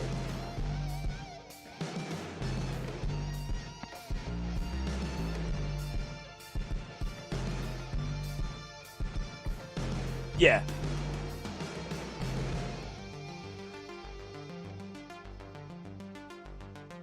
Yeah, sure thing. I'm up for that. I'm up for doing something like that. I normally use push to talk on Discord, so I've switched it off for the time being because I'm pressing a button every time I want to talk to you. But yeah, we can have a little chat before we start if you want.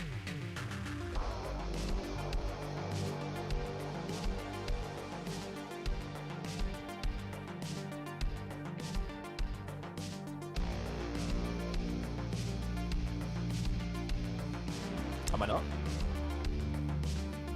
What are they? It should be... My mic should be muted. Should be.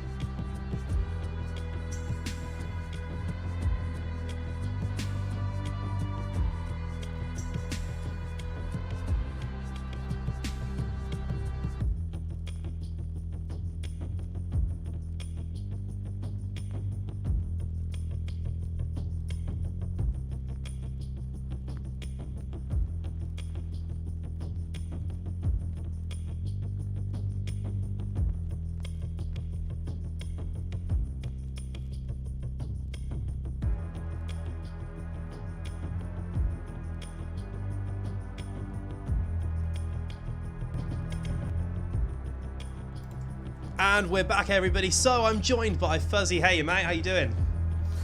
I'm doing very well. How's yourself? Yeah, good, thank you. And it's been mental so far, right? This tournament. It's been non-stop.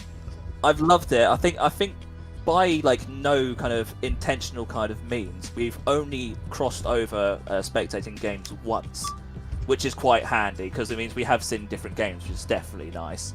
But I've seen some very convincing victories, like some very convincing 2-0s, and I don't really think I've managed to see any kind of like battles to the death. The only one that I saw which was close was a 2-1, but I caught the last game, which I think was Troyd and Cloverfield, which is a shame. At least I caught like the decider instead of like the first one and then lost them. So we've seen some really interesting close ones as well, actually, on what we've been looking at there. We just played with Fi and Lover Scott. There was 3-1 in the end, and actually what I think it was interesting because Lover Scott lost the first match, changed and did a double war factory, barracks, and did a double war factory build essentially, and that worked for one game, and then he kind of just stuck with that for all of it, and obviously Lover Scott Fi knew exactly what to expect, and it kind of got decimated a little bit, which is sad, but yeah. We're just going to see, and we're just waiting for the game to be hosted up, and then we will jump in. It's going to be Troyd versus Lover Scott for bronze for third place with $20 to start with, which is exciting.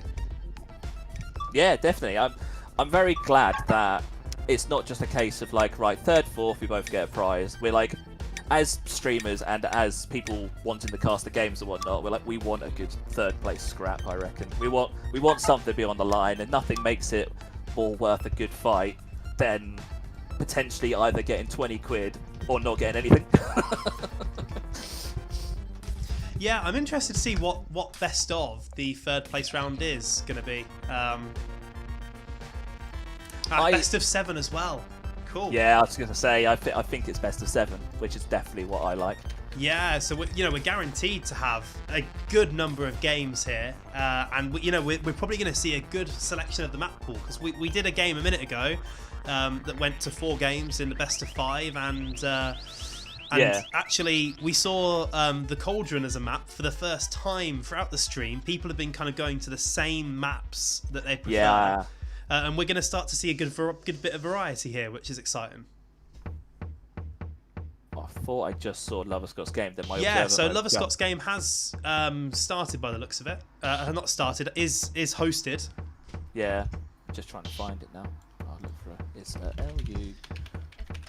This is when we say no pressure for both of them, with full casting going on. Yeah, exactly. Both of us over their shoulders now. I think game? Sorry. Go ahead. No, you go ahead. I was going to say, I think some people play better with that level of like pressure. I especially see that in some like Red Alert 3 and even some of the 0 Hour World Series tournaments that get casted. And you have someone that's like, oh my god, you normally just almost try and throw it in some crazy strategy that if it doesn't work, that's it. And it ends up, you end up playing a bit more seriously and trying new things. And I think maybe we're starting to see that. Yeah, I was going to ask you, actually, saying about throwing everything in. How many times have you seen, as a rough percentage, how many times have you seen all-ins? So Lover Scott basically did an all-in almost every game last time. It was an MCV sell, and the problem you get with that is, obviously, you get a really quick influx of cash, right? But then if you don't use that or turn the advantage of the game in that next 30 seconds or so, then you're almost always going to lose. So you've got to be really careful. Because you're putting a timer on the game, right? Yeah, definitely. Yeah, I have seen one of the games. I think one of the games I literally just watched between Troyd and Leon. They both, I think Leon went all in, and then Troy, like obviously you have to, at that point, as soon as you spot the all in, you have to commit to the all in as well. Yeah. But I've seen a couple games decided. I think the game's just disappeared again. I think they're kind of figuring out who's hosting.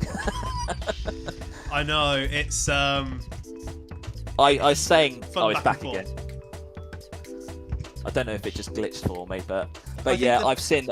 I was. Have you seen? Did you manage to see any of Cloverfield's games? I didn't. I kind of saw you were casting that, and we kind of left it, and we followed. So we followed Netput's games for the first round, and then that finished quite early. So we jumped into a Lover Scott Gladeweaver game where Gladeweaver actually won, and that was game 2 that we saw. And then we jumped into Fi's first game versus Netput, and we've kind of followed Fi and Lover Scott. We've seen quite a lot of games actually, the way they've ended up playing out. Yeah, it's just like because since it's kind of like everyone's having to wait. Because I watched Looney Cloverfield. That one finished in a 2-0 to Cloverfield, which just so happened that we managed to sneak over to Stony and Spekovic, which had literally just started. I think Spekovic and Stony had trouble trying to find each other, so we got to watch all of that game. And Nice. then we transferred over to, I think, Fi Netput. I think is that one you watched as well? Was that Yeah, the one that was we watched good. as a thing? Yeah, that was good. I was very convinced. I was chatting to Netput beforehand, and he was like, "I actually won my first." I think he's only played like 20 games so far. Yeah. And I think he was expecting to get absolutely wrecked, and he was like, "I won." And they said, "However, I'm now against number 7 on the ladder, so come expect me Good to luck. get." And he predicted it right. He lost 2-0, but it's Yeah. fine. Like, you know. Hey, it's a good sportsmanship, right? I think we're almost ready to go if you're Yeah. in the lobby as well. Yep, I'm in there as well. Yep. Really interested to see something Lover Scott did that I've not seen before on Keep Off the Grass is, where you've got the walls on either side of the middle bit of ore, and people tend to go to the wall that's closest to their side to defend. Yeah. Lover Scott started in the south but went for the north wall and did a base creep with barracks and had a really close refinery at the top to the ore patch, and I thought, yeah, if you make that work, that's going to be incredible. But sadly it didn't work out for him, and he got taken down with it because he lost his ore truck before he could do anything, and all of his infantry got squashed by tanks, which wasn't great. But it's something I'd not seen before, and we're starting to see some really interesting, unique, different strategies that people try and play off. Yeah, I've seen it happen several times on this map, where one person, I think I saw the same person do it a couple times, where they went they may have got a barracks very briefly, but they sold it quite early on, or they didn't build it at all. Yeah. And then they yeeted their tanks across the map, lost them. Then of course they get scouted, and as soon as they got scouted, their opponent went, "Hang on, you haven't even got a barracks, you've got a power plant. Well, I'm going to spam infantry and wipe you off the map." And then they lost because it's like, well, yeah, you haven't got anything to defend yourself. This is it. The rifle units they take down power plants so quickly, and in low power, yeah. it's almost GG if you don't have some stuff out to Exactly. fight back. I've seen. Go ahead. I was just going to say, before we kick off, should we have a very quick blitz through the brackets and just see how people got to here? Yeah, sure thing. So we're in the bronze match we're about to go into. We've got Troyd. That was what Fuzzy Babes followed. Do you want to give a quick overview of how he got there? Yeah, sure thing. So the first round, Troyd was quite lucky because he got a pass because the numbers of the tournament. He got to sit out and then play the winner of Cloverfield, Looney. Cloverfield played him, and it was a close match. I only caught the last game of their match, I believe, which Troyd happened to win, so he got a 2-1 against Cloverfield. And then in the semi-finals, he went up against Leon in a best-of-5, and unfortunately for Troyd, he got 3-0'd. The first map, if I remember correctly, was not decisive, but I think he did one of these all-ins, and he got caught out, and unfortunately he lost. The second map we've discovered, I can't remember what the map name is, but it's heavily imbalanced to one side because the way the bridges are, the player on the right hand side can wipe out the bridges, and there's literally the other player only has like 2 accessible, easy accessible ore patches. So, but the thing is, Troyd had the imbalanced spot, lost, picked the same map again. By the decision of Phantom as the referee, they went random positions, and Troyd happened to get the good position again, but then he got all in and lost anyway. Oh, that's unfortunate. Yeah, and so now here we are. So I'm intrigued to see if he can, if he tries to do that map again if he loses. Yeah. So we have Lover Scott as well, who's the opponent of Troyd. Played straight through from round 1. We caught one of the games where Lover Scott lost against Gladeweaver. That was really closely matched, and it turned into a base race at the end, which Lover Scott sadly just happened to lose out on. We did catch both of his round 2 games versus Aristine. The first game we thought was a weird one, potentially was a disconnect on Aristine's side. Loverscott just won that almost instantly, but the second game was a lot closer, and actually Loverscott, with overwhelming vehicle power, took Aristine and won 2-0 to go through to the semi-finals. We've obviously just seen the games of Fi and Loverscott. Loverscott winning one with an all-in dual war factory, dual refinery build, which went really well for him. But then unfortunately, he couldn't turn the other games into the same win. I mean, he did try the same strategy a couple of times, but sadly Fi had kind of caught on and actually realised that a slightly earlier infantry rush, and especially in the last game we saw an early infantry rush to take out a power plant, set Loverscott back just enough that Fi could overwhelm with a small number of medium tanks. Have you just spotted what's happened to Troyd? I haven't spotted what's happened to Troyd. Loverscott has just wiped out his Conyard with a huge blob of its riflemen. Ooh, are we He didn't sell it, it got destroyed. I didn't realise the game had started, so let's jump in. My apologies. Oh, did you not realise? Sorry. I'm slightly behind on a stream, so it'll take me. So feel free to go for it, and we'll catch up with the video in like 20 seconds time. Oh, okay. So yeah, like I was kind of semi-watching the action in the centre, and then I suddenly realised there was a yellow blob in the top left, and yeah, Loverscott somehow managed to sneak units around. And what I realised earlier on, in the bottom left-hand corner, he's not there, but there was a rifleman down there. So I thought Troyd had scouted it, so I think this rifle group just walked right up to the left-hand side and just wiped out his Conyard. Yeah, that's not ideal. As you see here, Loverscott again doing the same base creep that we saw previously that didn't work out for him. Instead of base creeping with barracks, he's used a couple of power plants, and he's done a slightly less offense-aggressive refinery placement, and has got a war factory out there with a couple of turrets, and we kind of turn into a bit of a stalemated turret game. Yeah, I think he literally just put another one down. I quite like it though, because I have just noticed as well, Troyd's got 2 buildings and no power plants, so I think Loverscott just needs to kind of hold off, because even though Troyd's got over $1,000 in money sitting there, because he's got no power, he's just sold up, yeah. Yeah, this is it, sadly, and that's a GG. So that means game 1 of this best of 7 goes to Loverscott, which was a very quick game by the looks of it then, and you can see just from the results and the score screen here, they're actually very imbalanced towards Loverscott on resources, and generally when you tend to see that, it indicates the winning player, and it was true here. Yeah, I quite like that map as a starting one, because it's probably, as far as I'm aware, why am I not surprised? Snow Garden was the map that I said about earlier that I couldn't remember the name of. Yes. Because Troyd's picked it. It's a really favourite second map, right? We've seen this so much in this tournament. This was the map that Loverscott got caught out on as the last map in his semi-final game, where Fi's riflemen just came down and took out his power plant. He likes to go dual war factory all in on this map. Let's see if he does the same, or is he going to try something different against Troyd?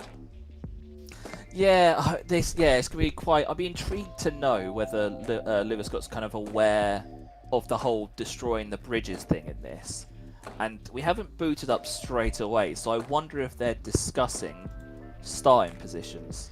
Yeah, they might be, and it's one thing that we mentioned earlier on in the stream actually that I really miss in these remasters versus any of the CNC free or Red Alert. It's just from observing standpoint and casting, being able to see the banter and the discussion that happens in the lobby beforehand. Often there's some great, like the kind of discussions you sometimes see there would give a bit of a tactical indication into the mind of the player, and you're not seeing that at the minute. Yeah, that is a shame. I mean, I do wonder. The game's just booted. It has indeed. Oh, good, right? I thought I'd check this time. That's good. It's good to check, right? Because sometimes the sync is a bit crazy. Yeah. So we're about to jump in. Let's see who spawns where, and it'd be interesting, like you say, to see whether there was some discussion, because obviously players have to come to an agreement on their locations if they're going to pick. I suppose one thing that could, I mean, I was talking to Phantom in my chat earlier, and we're kind of talking with Leon and a few people in chat.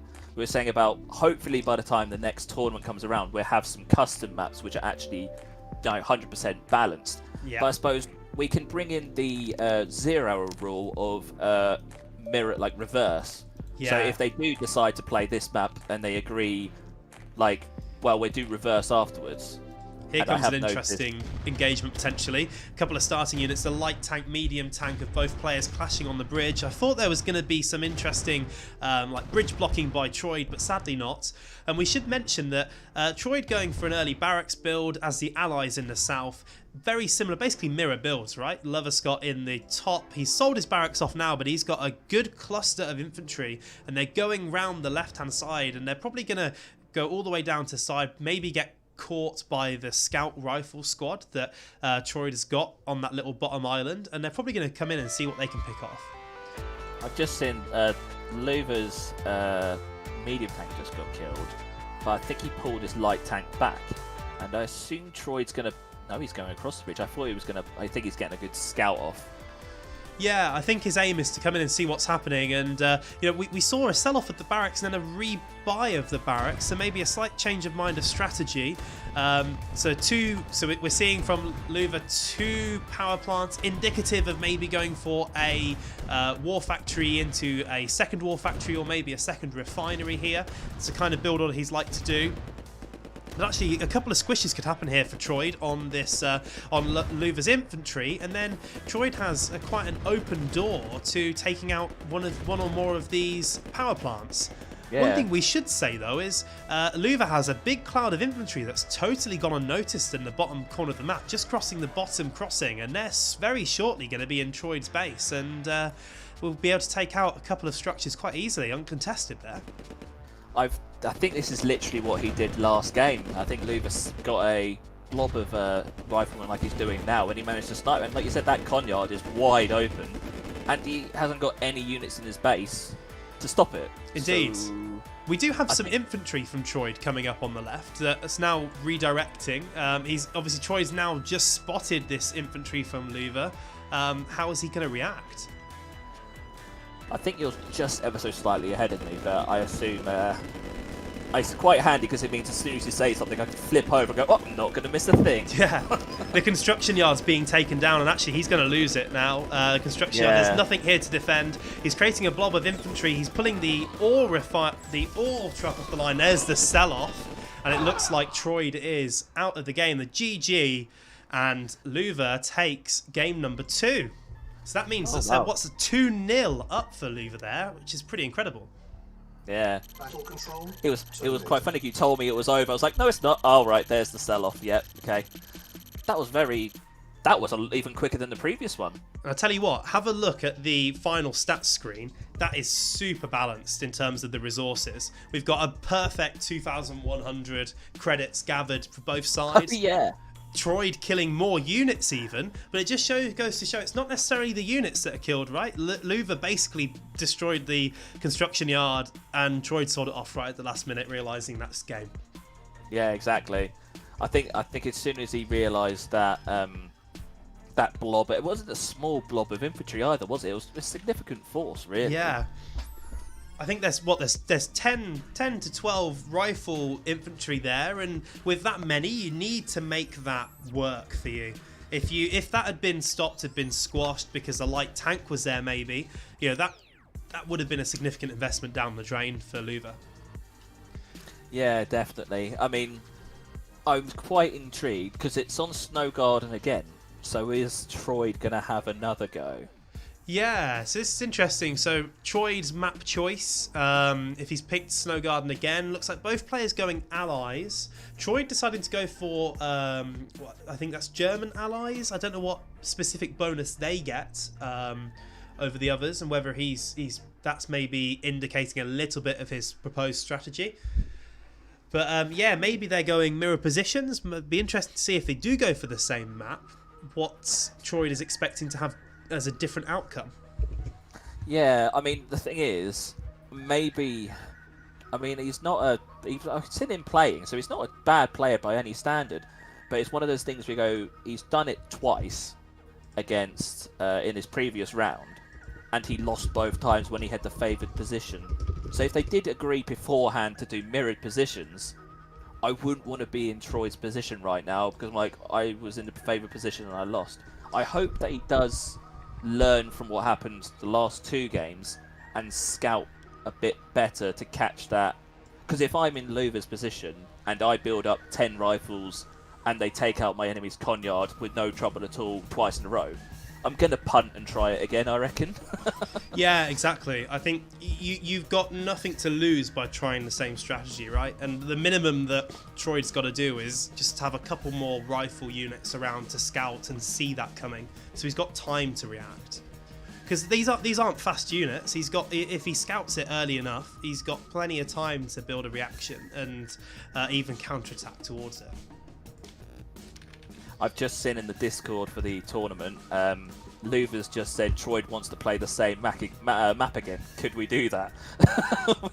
we had this exact situation with Leon and Troy in my last game, in my semi-final that I casted, where Leon was like, wait, is this the rule? Like, can we do this again?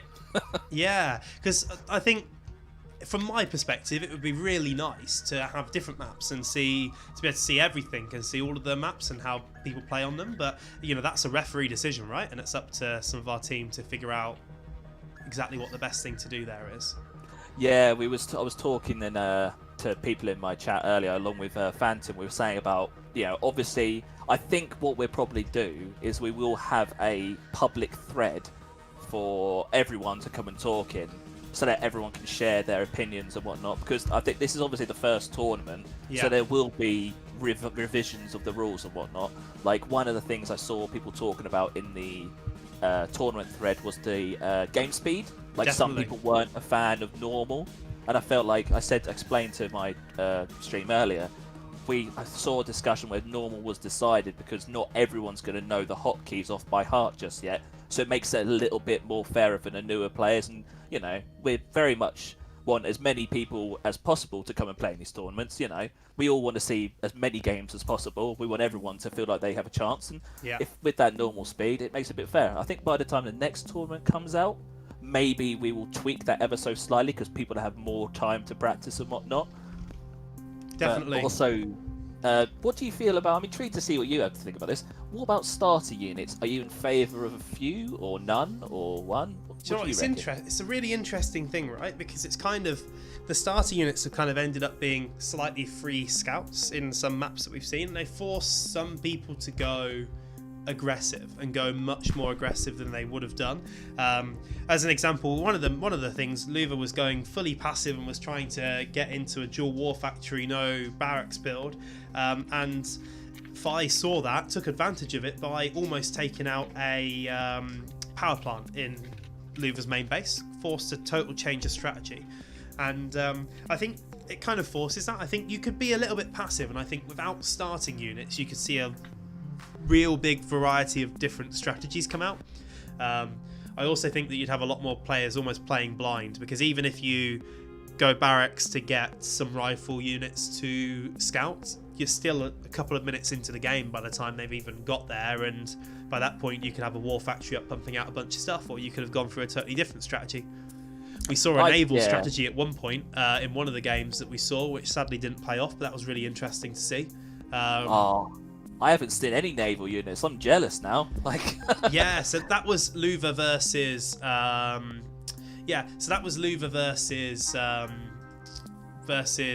Aristine, where Aristine went for a destroyer build, but and it kind of turned into a bit of a base race, but Aristine wasn't going to win it because not all of the buildings that Luva had built, only half of them were targetable from the water. So that just shows you where it went. But it was interesting to see a slightly different strategy being picked, and maybe a more water heavy map would favour that kind of strategy a bit more. Yeah, definitely. I would quite like to see some maps which are a bit more naval based, but I have seen people talk about the naval kind of games they've had, but apparently what tends to happen is one person will be navy based, one person will have like dominance on the land, but Looks then like we're going it for goes it, by the way. stalemate. Yeah, I just saw it pop up. That's excellent. It's interesting because there was some discussion between the players that there was a bit of contention about the starting positions. So it'd be interesting to see what the end fix was. But let's see. So it looks like actually we've done a total reverse. We've got Troid starting as allies in the top left. He's not okay. Now he deploys his MCV a little bit late, and Luva in the bottom right going power plant first, as we'd expect. Wow, you are a bit further ahead than me. I've only just got into the game. I think this is really weird, right? That's what we're seeing. I think this is the problem with not having straight-on lobbies, is that there can be a fair bit of latency between both, which is a bit unfortunate. Maybe something to learn from us from a casting perspective, that we'd be better off maybe doing a quicker... Who knows? We'll see better ways of doing it. But there's a little bit of some interesting tank battles in the middle. I think what we've seen, the strategy that seems to work best there before, is focus firing on your opponent's light tank, get that out first, and then you've got a 2 against 1 scenario going on their medium tank. Yeah, exactly. But we're transitioning into a barracks for Troid and a bunch of rifles. It looks like Luva's going for a war factory build again though, or at least a very delayed barracks, nothing out yet. It's also interesting to note, we said about the positions, this time around it's reversed, so Luva's got the more favourable position and Troid's got the one up top. Totally, and Troid with the positioning that he's in, as we said, the bridge being... I didn't realise you could actually destroy that bridge, but yeah, that would put a little bit of a setback. Troid even there, just small things that I think show a player's playstyle. He probably could have got the crush on that rifle squad there just because they drove straight past it, and that might have made a difference in the future. Right now, what's happening is Luva's being able to get the scout off and has realised that, hey, Troid must have gone barracks because he's got 4 rifle units there. So that gives him a bit more information. Yeah, definitely. I am intrigued to see whether Luva does destroy these bridges. We had a game that we were watching earlier when we were watching Leon versus Troid. I think it was the 3rd map. Well, I say 3rd map. It was the 3rd game.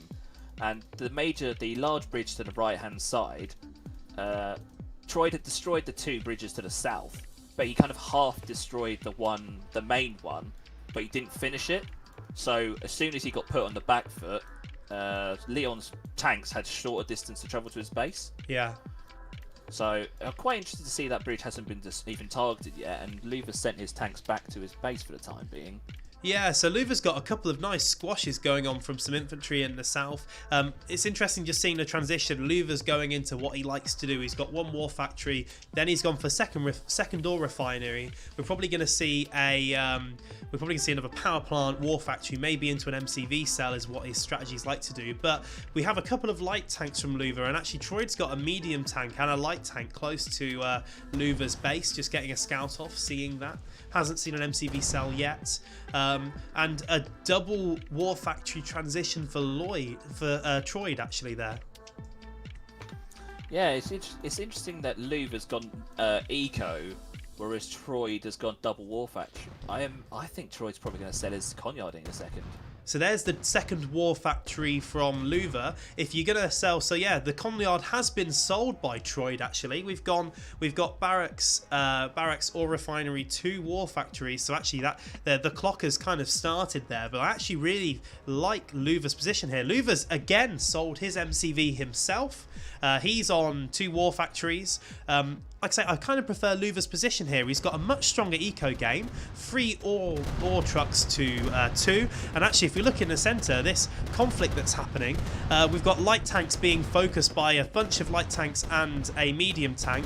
Luva just needs to improve his focus firing a little bit. There's a damaged tank in the back he could get, and yeah, he picks it up. So actually, I think Luva coming off quite favourably there, but Troy's still got a good number of units there. I think what we might have to do is figure out who is behind, and then we'll have to say the person who's ahead call things out a bit slower. I'm still going. That might be the case. I was also thinking maybe we could do something smart in Discord and I could cast my screen to you so you could see it in the same time. Might be easier. Ah, yeah. But I'm just looking at, there's a big engagement just about to happen in the middle. The light tanks that Troid has got, he really needs to make use of that increased speed and mobility and almost surround and hoard around the medium tanks that Luva's got. And that's what he's doing. He's focus firing the medium tanks down. We've only got 2 medium tanks left from Luva. He just needs to make sure that Troy picks up those stragglers. Any tank that he gets any damage on, especially if he takes one down, is a real win for him. And we're starting to see the starting field from Luva being diminished, so he's going to now have to do some distance mining. He might want to get a couple more ore trucks to do that. Whereas we've still got just 1 ore truck, 1 ore refinery from Troy, so Troy's going to be getting further and further behind from an eco perspective constantly the longer this game goes on. Yeah, it's if I'm Luva, the thing I'm worrying about is this ore field to the in the set, just above him. He obviously wants to mine from that one. I think that's why you're seeing him go more aggressive. I think he knows I don't want a long distance all the way to the left. Yeah, I think that's totally right. And actually, it's a good job he's not gone for the long distance all the way to the left. Troid's got a bunch of infantry down there. As we know, ore trucks are great at squashing infantry, but that would instantly be a very easy scout of that. And yeah, we see the ore trucks going for the more northerly ore expansion, which makes a little bit more sense, I think, here. I think we've seen a sell-off of one of the war factories. We've seen a transition into 1 war factory, which is a lot more sustainable for a distance mining operation. You can have that constantly pump out. Have you spotted any scouts by Luva into Troy's base? I don't know haven't. if he realises. He sold his conyard, so I think he must have seen how many units and how quick Troy had got those units together, and knew it was a conyard sell. But like you said, I mean, Luva's got a much more comfortable eco. Yeah. And Troy's got 1. And in this kind of situation, I mean, Troy's got a pretty good scout of Luva's base, so he must know that he's behind in economy. And in this situation, I feel like Troy's doing the absolute worst possible thing he could be doing, where he lets off. Yeah. I know what you mean. I think if I'm Luva here, I split off part of my light tanks and I just go for a little push and see in Troid's base. And you take out that ore truck right now, and that's GG essentially. You're not going to be able to sell enough to. Well, actually, no, you probably could. You could probably sell a war factory and a barracks. I'd have to do the count, but that'd be quite close to having enough money to buy another ore truck. But you've got so little defense there that it's close to a GG, right? Yeah, definitely. I think when it comes to the size of their armies, I think it is very close, but I think Luva's got ever so slightly more because a lot of Troid's tanks have been hit already. Yeah, and I think the longer this goes with Luva's eco, I mean, he's only got 1 war factory versus a double war factory of Troid, but Troid doesn't have enough money coming in to keep them constantly both pumping out units. Luva could be doing a better job here of focusing the damaged tanks first. There's been a fair few damaged ones that have been floating around, but he's clearing up now, and now we're down to 3 light tanks to a swarm of other tanks, and there's the sell-off starting for Troy. Troy's got the GG out, and Luva picks up this game. So this is a dominating victory so far from Luva all the way through, right? This is 3-0, isn't it? This is 3-0. So this is one more game, and that's if Luva wins, then that's all. Then Luva's 3rd place. Look at those resources gathered. Look at the difference. Right? That's ridiculous. Double. That's the reason why there's 15,000 versus plays just under 9,000. The longer that game goes on, Luva's just going to get further and further ahead, and I'm surprised it took as long as it did for that action. But good on Troid realising that, hey, he's well behind and losing that army, there's nothing he can do. Tap out. It is quite interesting as well to think that even though there was such an enormous money deficit between the 2 players, their armies up until that last fight were very similar sizes. It wasn't too much difference. So I think that kind of shows, like you pointed out during the fights and whatnot, Luva could have probably done a better job microing their army, but it didn't matter in the end because they had such a massive economy. Yeah, I think that's exactly it. And it's a really interesting game, but I think Troid needs to change something up, right? Otherwise, he's going to have the same outcome all the time, and it's not gonna work for him. It's shown that it's not worked for him. What's he going to do that's different? I've shared my window in Discord, by the way, so hopefully you might be able to see it slightly quicker. I'll quickly switch it over so that I'm broadcasting that instead. Let's just quickly. Yeah, that might be slightly easier for you, but it's yeah. So what? So we've got map choice here. It's currently keep off the grass. It'd be interesting to see whether that's the map that is chosen. But obviously, again, Troid's choice needs to make it a good one because this could be the last game if he's not careful. Yeah, exactly. And we're going into it. It is keep off the grass. It'd be interesting. It looks like a dual allies, and we have, like I say, we've got a little bit of a delay before we jump into this match. But yeah, keep off the grass. I'm interested to see. Luva's done really well on this before, and it's a surprising choice for me from Troid because, you know, Luva in the first game we saw kind of just destroyed all over Troid really with his strategy. So I would expect to see Luva do the same thing, build to the middle and see what happens. Yeah, exactly.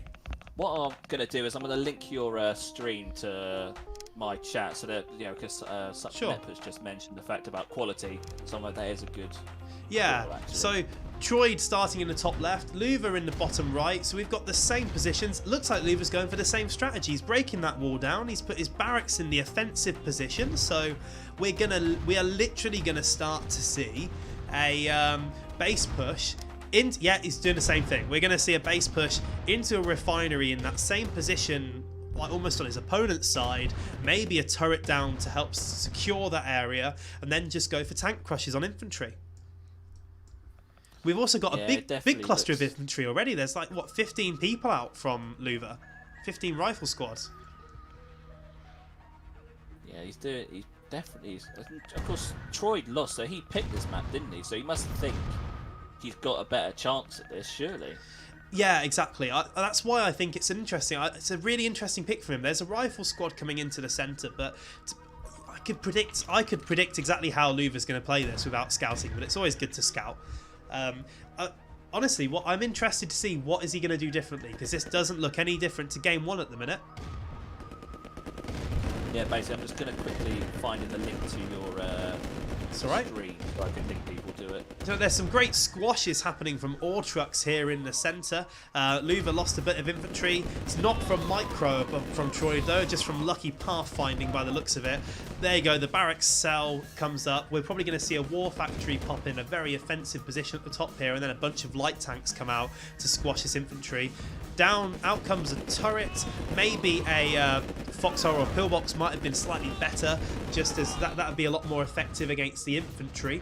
But actually, you know, if this ore truck goes down, this is going to be, again, very difficult to come back from. Not impossible, but really difficult for Troid. And that ore truck is so damaged, next time it comes out to collect, it's going to go down. Sorry, I'm just kind of finding your link so I can spam it in my chat. That's all right.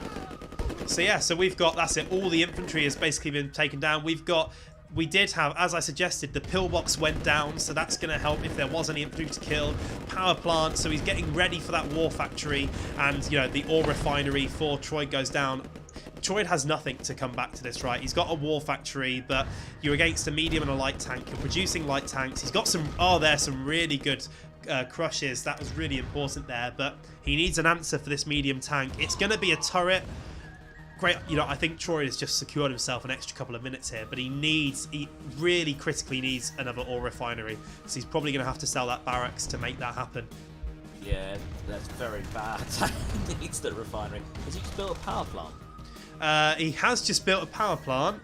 I mean, so he needs 2,500 credits for a refinery. I'm not sure how much he's going to get from selling the barracks. He might need to sell a barracks and a power plant to get that. I think the play for me would have been to cancel your power plant building, right? Don't build it. You might need it for the turret, though. I don't know how power hungry those are. There's a forward camo pillbox. Turret probably would have been a better choice than a pillbox, looking at the units that Troid's producing, but it adds a little bit of pressure. Luva could probably sell the 2 buildings down here, but he's floating 1.5k, so he needs to get that into some medium tanks to help push the front here. Maybe even some rifle units would help against this turret as well. Yeah, he's building more turrets. I definitely agree. He probably should sell the defensive structures at the back there, because they're not really gaining him anything. And I think Troid is kind of buying himself time. Has he managed to afford another refinery? I don't think he has He's he? not yet, so he's at 0 credits. I mean, if he doesn't get a refinery done, here's a sell. So he sold off his war factory. I would have preferred him to sell the barracks, really, because the tanks are giving him some good value against these turrets that he's using. I would expect shortly to see an ore refinery come up, but Louva's had the central high density credits unchecked for so long and has got such a massive units and of military vehicles that this is going to be really tough to come back from. There's the ore refinery. He needs to micro that other ore truck, get that used, because that's how you're going to come back from this game. But there's the sell-off, and that's the GG. And Louva going through 4-0 in this best of 7 takes 3rd place, really dominantly in my opinion. Battle control. Yeah, it definitely wasn't particularly close. Like, it was definitely an easy, I'm not going to say easy win, but I'd say it was a convincing win. That's probably a more polite way to say it, I'd say. Definitive win. Convincing, definitive. I think what was needed there is Troy needed to change his strategy. Louva caught on with it, and Troy was a bit too predictable. Meant that Louva didn't need to scout to know what Troy was going to do. If maybe he'd picked some maps that they'd not played on, maybe would have been indicative and might have helped him a little bit more there. But I don't think he maybe picked the right maps, maybe picked the right choices, which is really critical to pick right when you're on the back foot. Yeah, definitely right with that. What I'm just going to say now, what I'm going to do is I'm going to join the game, because the FPS drop using Discord instead was really bad. So we just have to make do with someone being slightly delayed. Yeah, sure. I think some yeah. people. I was just gonna say I think some people prefer Twitch to YouTube. So I'm like, oh well, okay, well, the people have spoken. Yes, this is it. Benefits on both, right? YouTube was very quick and easy for me to jump up and is set up from previous streams, so why not? But I agree, some people like Twitch on Twitch Prime and stuff, so give them both, right? So we're waiting a few minutes. We probably just need to give Fi and Angelion a 5-minute warning or so just for their game, so that they get themselves prepared for what will be the grand final. First place going away with $50, second place $25, so they're guaranteed at least $25 here. Whatever happens in this round, which is great. Yeah, exactly. Yeah, definitely. So it's definitely good for these two. Like, okay, you got to the final. You're definitely getting a bit of money for your time. But I imagine they would much rather double the money that they're getting. So totally. I think you could definitely see there's going to be a very good scrap. And from what I saw as well, Fi was quite dominant in the games that I saw of them. Like, they were very convincing. Fi was playing really well. But that's not to... Yeah, really. I'm really excited to see this, to see these matchups, because it sounds like Angelion's been really definitive and really decisive in his games as well, and Fi's been doing that. It'll be good to see. Yeah, definitely. I think I saw most of Leon's games. The game's being hosted now, so we can jump into there. But I saw Leon's games, and I'll just quickly bring up the brackets quickly, just so you can double check, so don't say anything that's incorrect. So Leon, there's the brackets. He's played the first game and won 2-0. Then he's beat Stony 2-0. Then he's beaten Troy 3-0. So that's quite an interesting. He hasn't dropped a game yet, and he's been playing. He had to play in the first round as well, so that's definitely something to not sneeze at. And his games against Troy, like, they were very. I mean, they may look on the surface quite close, but I'd say they were very convincing as well. Like, I don't think there was any point at which he would have been panicking. Like, I don't think he would have been a little bit nervous at any point, because I think he was in kind of control. I've just seen Looney, who was in the tournament earlier. he's just told me that this is rank 7 in Phi versus rank 26 in the leaderboards.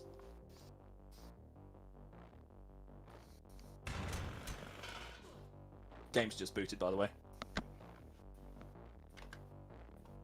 Oh, it just said match complete for me. I think they might be doing a test.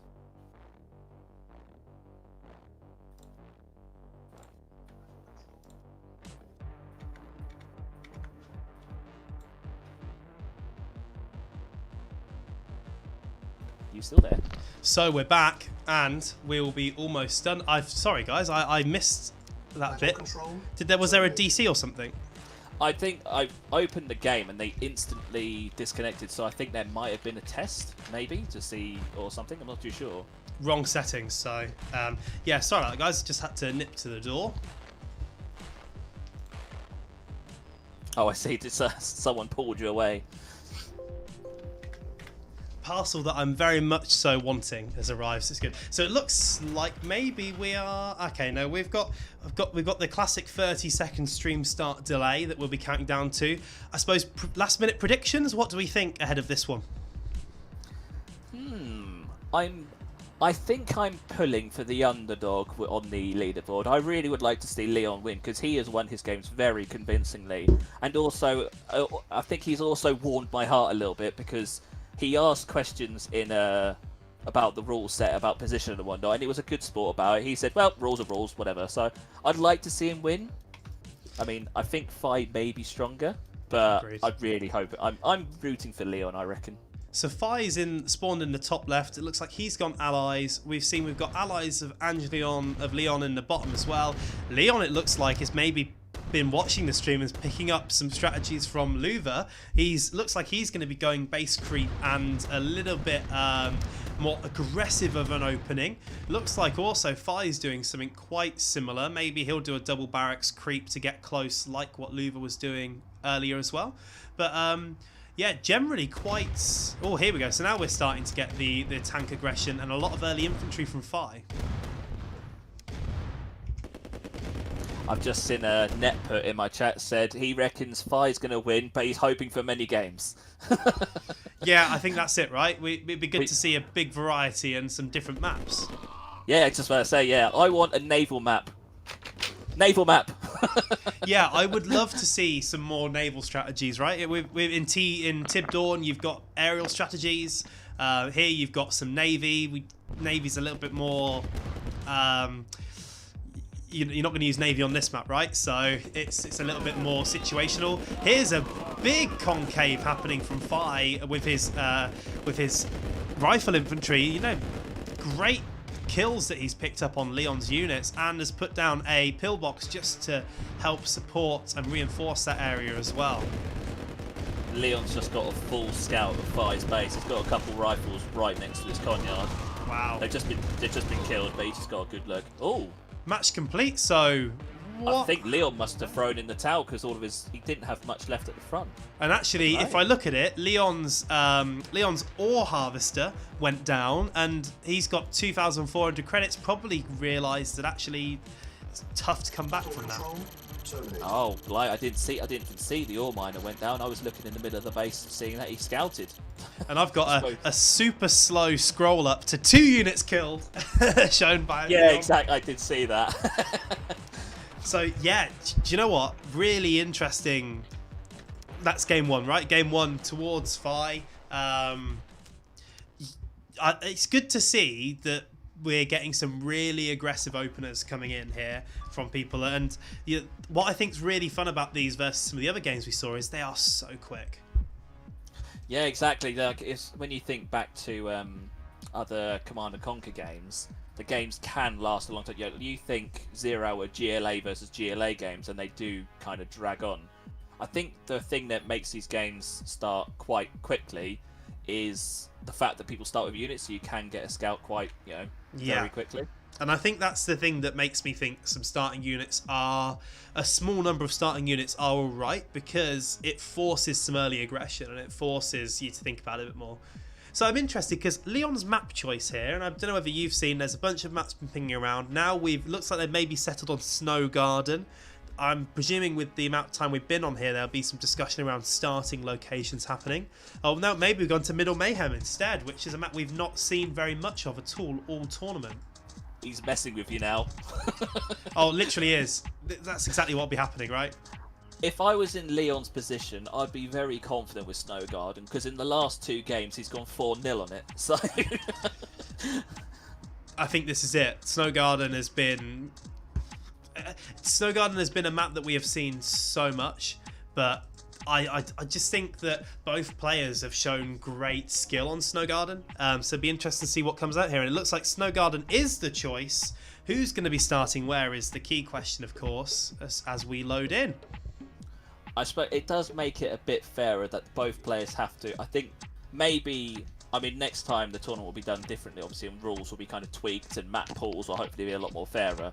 But I'm glad we brought in the rule, and I hope everyone was aware of it, that if you don't agree on positions, then you can, like, not veto it, but you can call in a referee, and then the referee can make a decision for you. I do like that rule. And Fi starting in what was traditionally the harder position at the top here as the allies, and then we've got Leon in the bottom here. Yet again as allies, we've not seen very much Soviets here actually, and we saw some Soviet play from Netput, which I really enjoyed in the first round, in the first couple of rounds, but everyone seems to be going allies since then. Yeah, I can't actually think of any. Yeah, I cannot think of any Soviet games I've actually said. If I saw any, it must have been early, very early on. I can't think of any off the top of my head. So Leon's had some really positive early aggression here. He's coming out so much stronger in the battle of the 2 tanks. We've got rifle infantry from both sides that just pass each other and say hi as they go. That are moving around the far outskirts of the map. And so Fi's going into his traditional infantry start, 5 units from the barracks and then straight into ore refinery. Here's an interesting move from Leon. I have not seen this before. Base creep up to the north field, keeping that what's traditionally a safer south field for later, presumably. Yeah, I've seen this map several times, and I don't know if it was specifically Leon, but I have seen people do that. But I suppose, like you say, he knows. I mean, one of the bridges is already destroyed to the left. Leon's trying to take the bridge down in the middle. I don't know if you see that. Oh, he's trying to, I assume. Yeah, he is. He'll get there eventually, and I suppose because he's got the unit advantage, you can see that Fi is using the map to his advantage, and he's moving his tank as close to the side as possible, so he's at least going to get some hits on.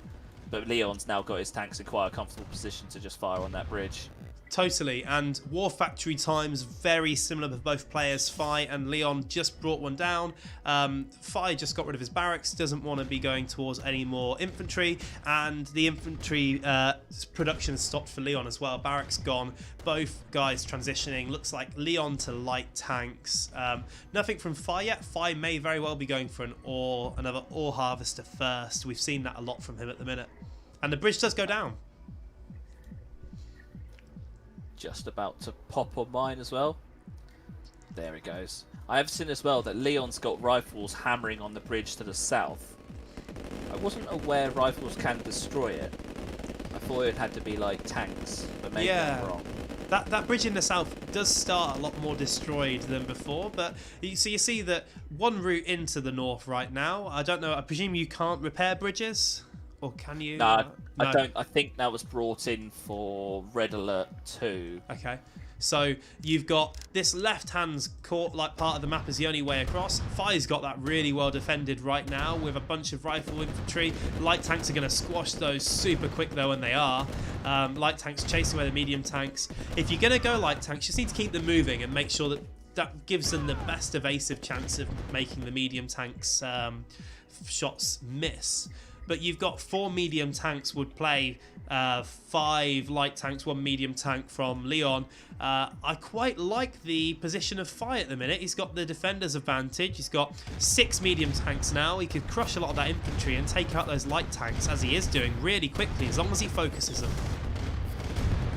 Yeah, exactly. I do like the fact he's done this strategy that we've seen quite a lot, where it's double War Factory before a second refinery. They've both done that build all this time round. Ooh. One thing to note is both of them have sold construction yards, both of them going dual War Factory, 1 refinery play.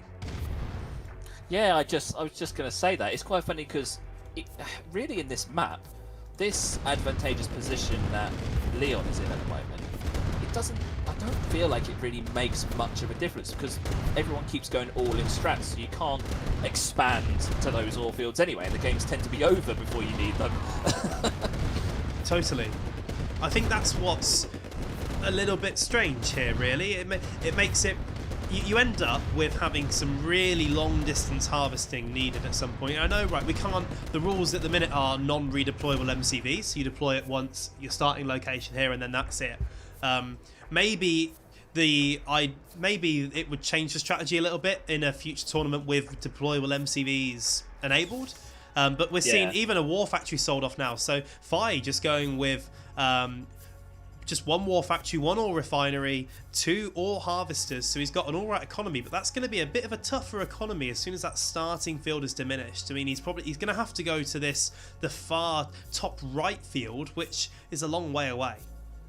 Yeah, in this position, all Leon has to do... I've actually seen Netput say in the chat that, you know, Leon shouldn't really have attacked, should have just camped at this narrow area, because at some point, Phi's got to come out of it. Yeah, that's exactly right. And I just think if I was in Leon's position, light tanks are not where I'd be going now. I'd be having almost as heavy of an armor choice as I can do and just camping that option, because what's happened now is Phi's broken out of his base, right? Broken out of where you have him, and Phi now has opened up that middle field to harvest quite easily and relatively safely, and that field's a lot closer than the field in the top right. Yeah, definitely. It's going to be much more efficient than that top right field.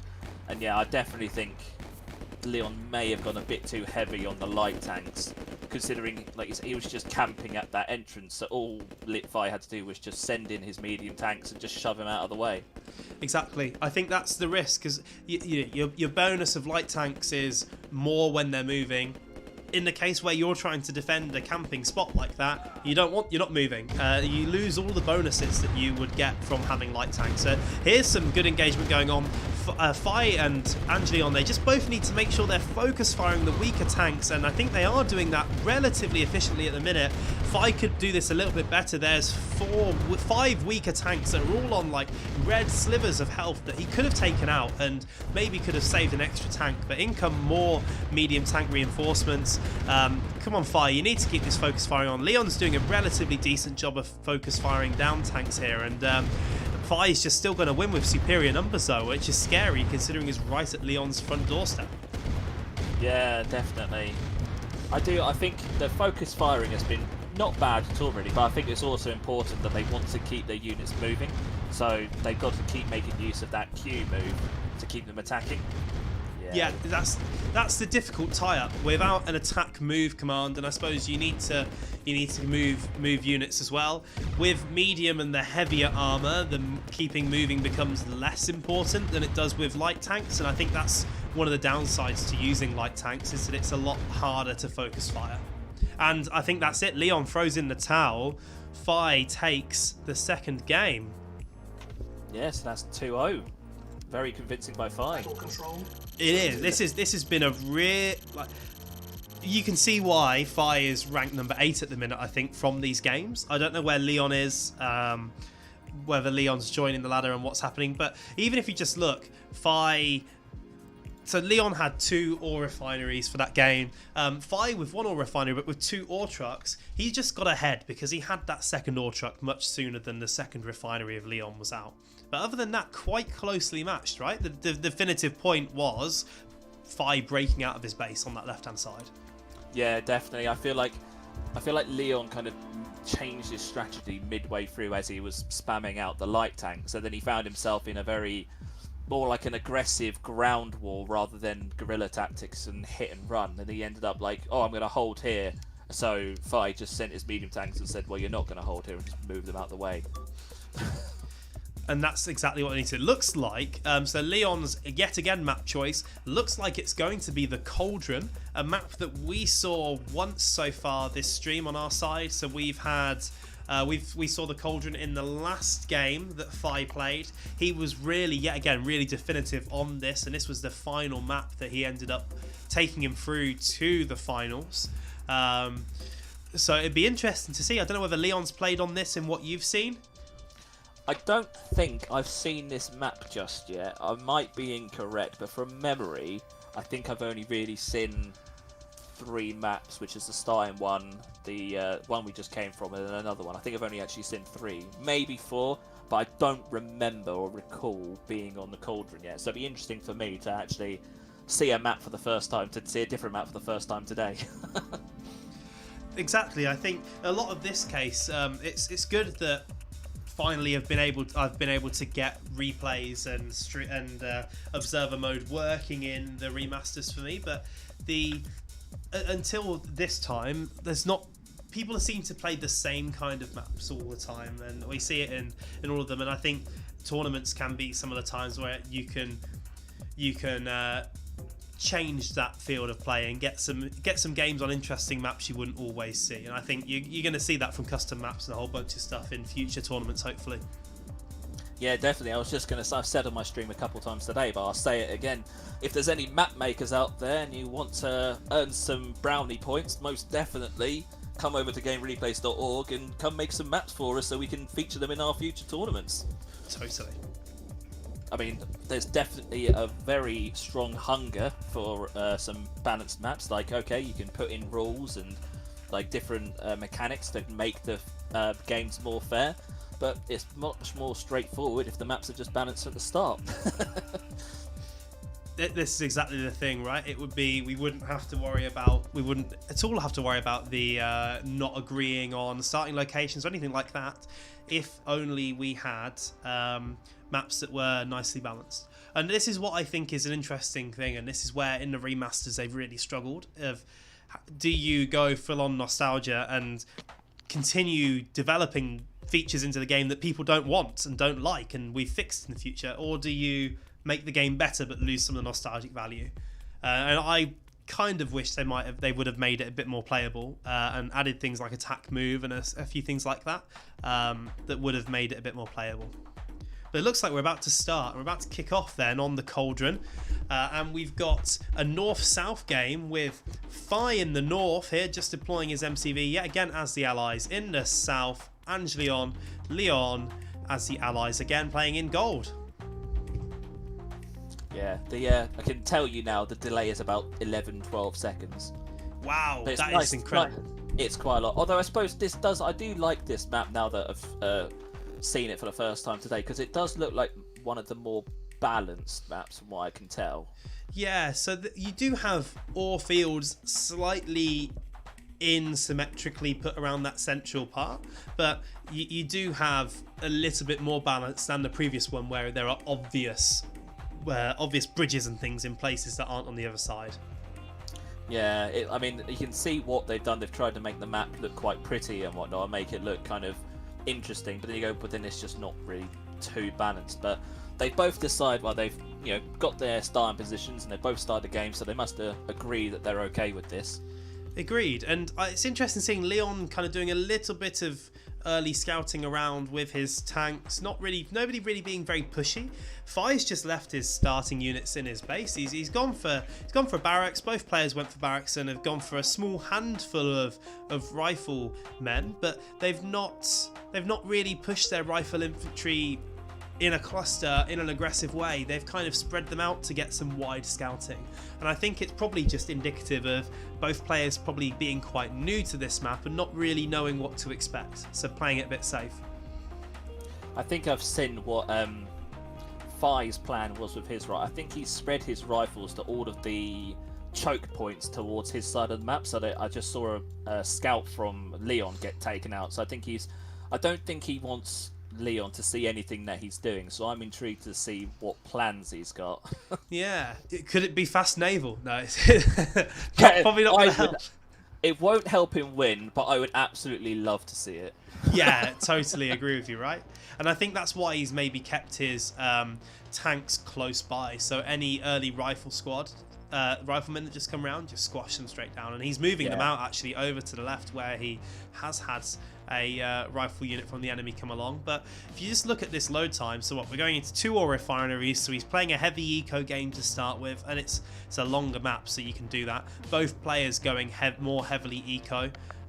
Dual war factory from Leon, so he's going to get some aggression in. I'm excited to see what Fi goes for here. Yeah, definitely. Like, it's quite interesting. They both sold their barracks now, so clearly they're not interested in infantry at all anymore. Second war factory for Leon.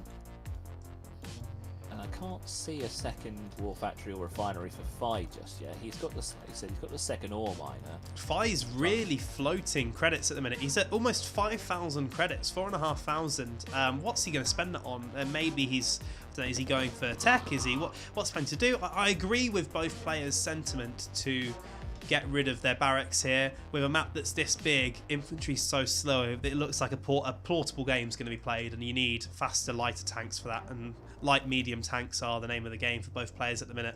Both actually choosing to only really make medium tanks, and they've got their initial light tank as well.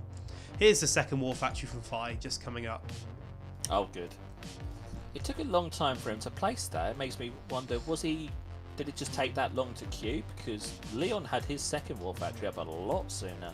Yeah, and this is what's interesting, mate. And if I look at the credits, right, Leon's really doing a good job of spending his credits as they come in. Fi's really been floating credits for a while, and it makes me wonder what's he going to use them for. If he's not planning to use them for something that needs those credits in the bank, then get them into some units that will help you, some more medium tanks to help turn the tide of some of these battles. Yeah, it'd be interesting to be able to switch to like the player perspectives like you can in the other CNC games, so you can see what they're queuing up. I'd be very interested to see what Fi pops down next. Like you say, Leon's spending his money. I mean, it must be burning a hole in his pocket because he's spending it as soon as he gets it. Leon's even gone for an ore silo. Don't really know what benefit he's getting from that. If that was CNC free or Kane's Wrath, everyone would be laughing at you unless you were using it to wall block something. Yeah, it's an interesting choice. I presume that's not needed for any tech, but there's 4 ore harvesters now, so they're both going for a longer term eco game massively. Ooh, Fi's sold his MCV. Oh, he hasn't done it for me yet. I'm waiting for it. I'm ready. So he sold his MCV on 1 ore refinery, 2 war factories. If Leon's going this heavy eco and survives this current little fight push that's happening, Leon's going to be in a great position to take this game. But it's that Fi's pushing in with a whole bunch of medium tanks. They yet again are moving versus Leon's slightly inferior numbers of medium tanks, but Leon's got the defender's advantage. Maybe a turret from Leon would help here, but his tanks are really being focused down quite nicely by Fi. Fi's got a couple of tanks that have extended a little bit too much though, and he's lost a couple more. Numbers are getting closer to even, but reinforcements coming from both sides right now. Yeah, definitely. I mean, if I was kind of trying to pick which position I'd rather be in, do I be in the person who sold this conyard and got loads of tanks, or do I go for the side that's got the ore silo? I mean, I feel like you said, that ore silo seemed like a rather, curious build.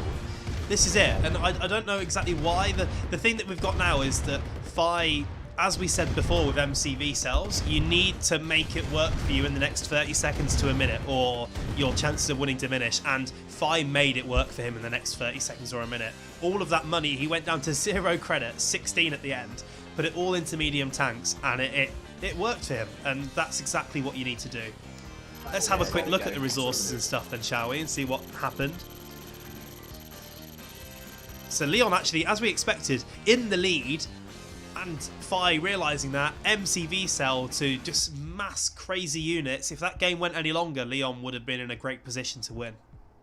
Yeah, most definitely. I feel like Leon was definitely edging for more of a economy game. I think because the rush didn't come in as quickly as he was expecting it, he went more eco. But at the end of it, all of a sudden he's got a massive medium tanks in his doorstep. I think Micro definitely made Fi. I think his targeting of Leon's units definitely was quite important.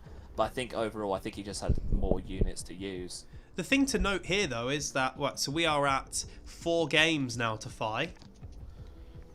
I believe, is it 4 games to 5? I Is should it have been. 4 or 3? I think that was the third one, wasn't it? Oh, that might be 3. Yeah.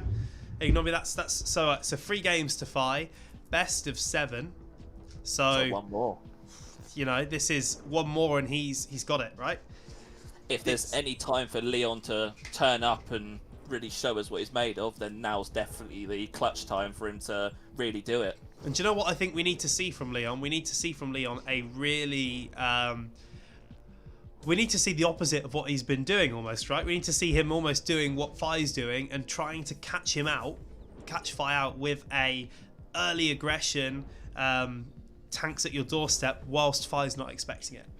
And that's what definitely. Fi's been very good at for Leon. Leon went eco, Fi countered it with let's sell everything and just build. And if that fails, then it's tough for me. But yeah, that's what I think we need to see here. And so we're potentially 1 game away from seeing the resolution of this tournament. And yeah, $50 plays $25. Be exciting to see. Yeah, definitely. It looks like it might be... Sorry, yeah, Go ahead.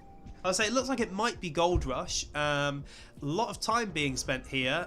Both players picking allies at the minute, but a lot of time being spent. It'd be interesting to see what the reason is, what people are chatting about and figuring out. Yeah, definitely. I did see as well, there's a couple other people have found their way into the room, so I assume they're going to be... They're going to be like, goodbye. booted. Yeah. I've just had Looney point out with this Gold Rush map that this is a naval map. Yeah! Ooh. We've Yes, got lots 'cause of of water water. around the edge. That is true. It would be nice to see some water floating around on the insides and make it look almost like some of the maps you get from Age of Empires 2, where naval aggression is really powerful. But yeah, they need to close some of the slots by the looks of it, because they keep getting random people trying to join and play with them, and they're like, no guys, this is the last game of a $50 tournament. I need to get this. I need to win this. It would definitely make it a very interesting final if they suddenly go, right, okay, now it's a 4-way. And it's a big FFA. See what happens. So dear. we're just waiting for Leon. I think he's just gone to grab a drink or something. Maybe a shot to down his sorrows before the last game. Bit of Dutch courage. Maybe a bit of liquid courage.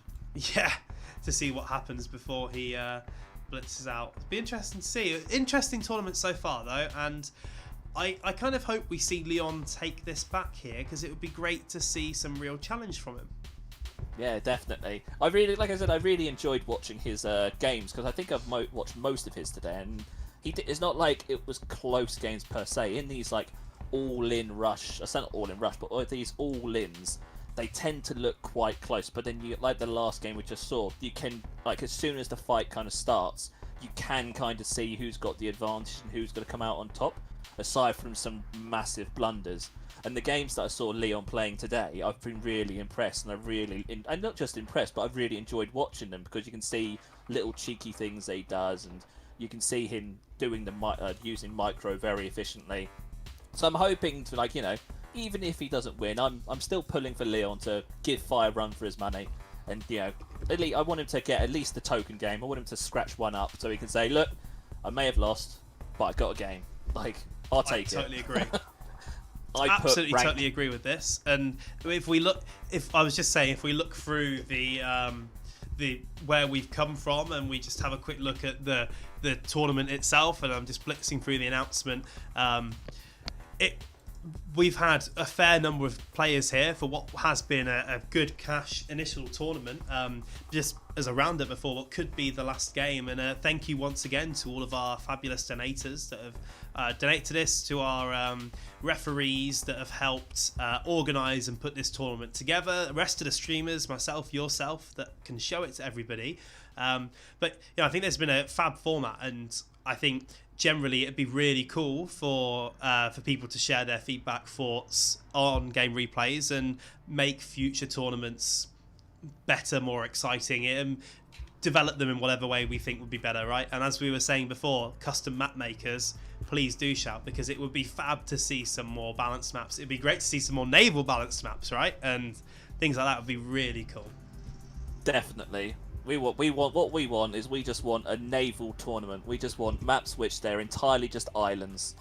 It's like that one Red Alert 3 4-player map, which is slightly, it's non-symmetric, but it's just like all water, and it turns into like naval and air play. It would be really cool seeing a tournament just like a bunch of best of ones just on that.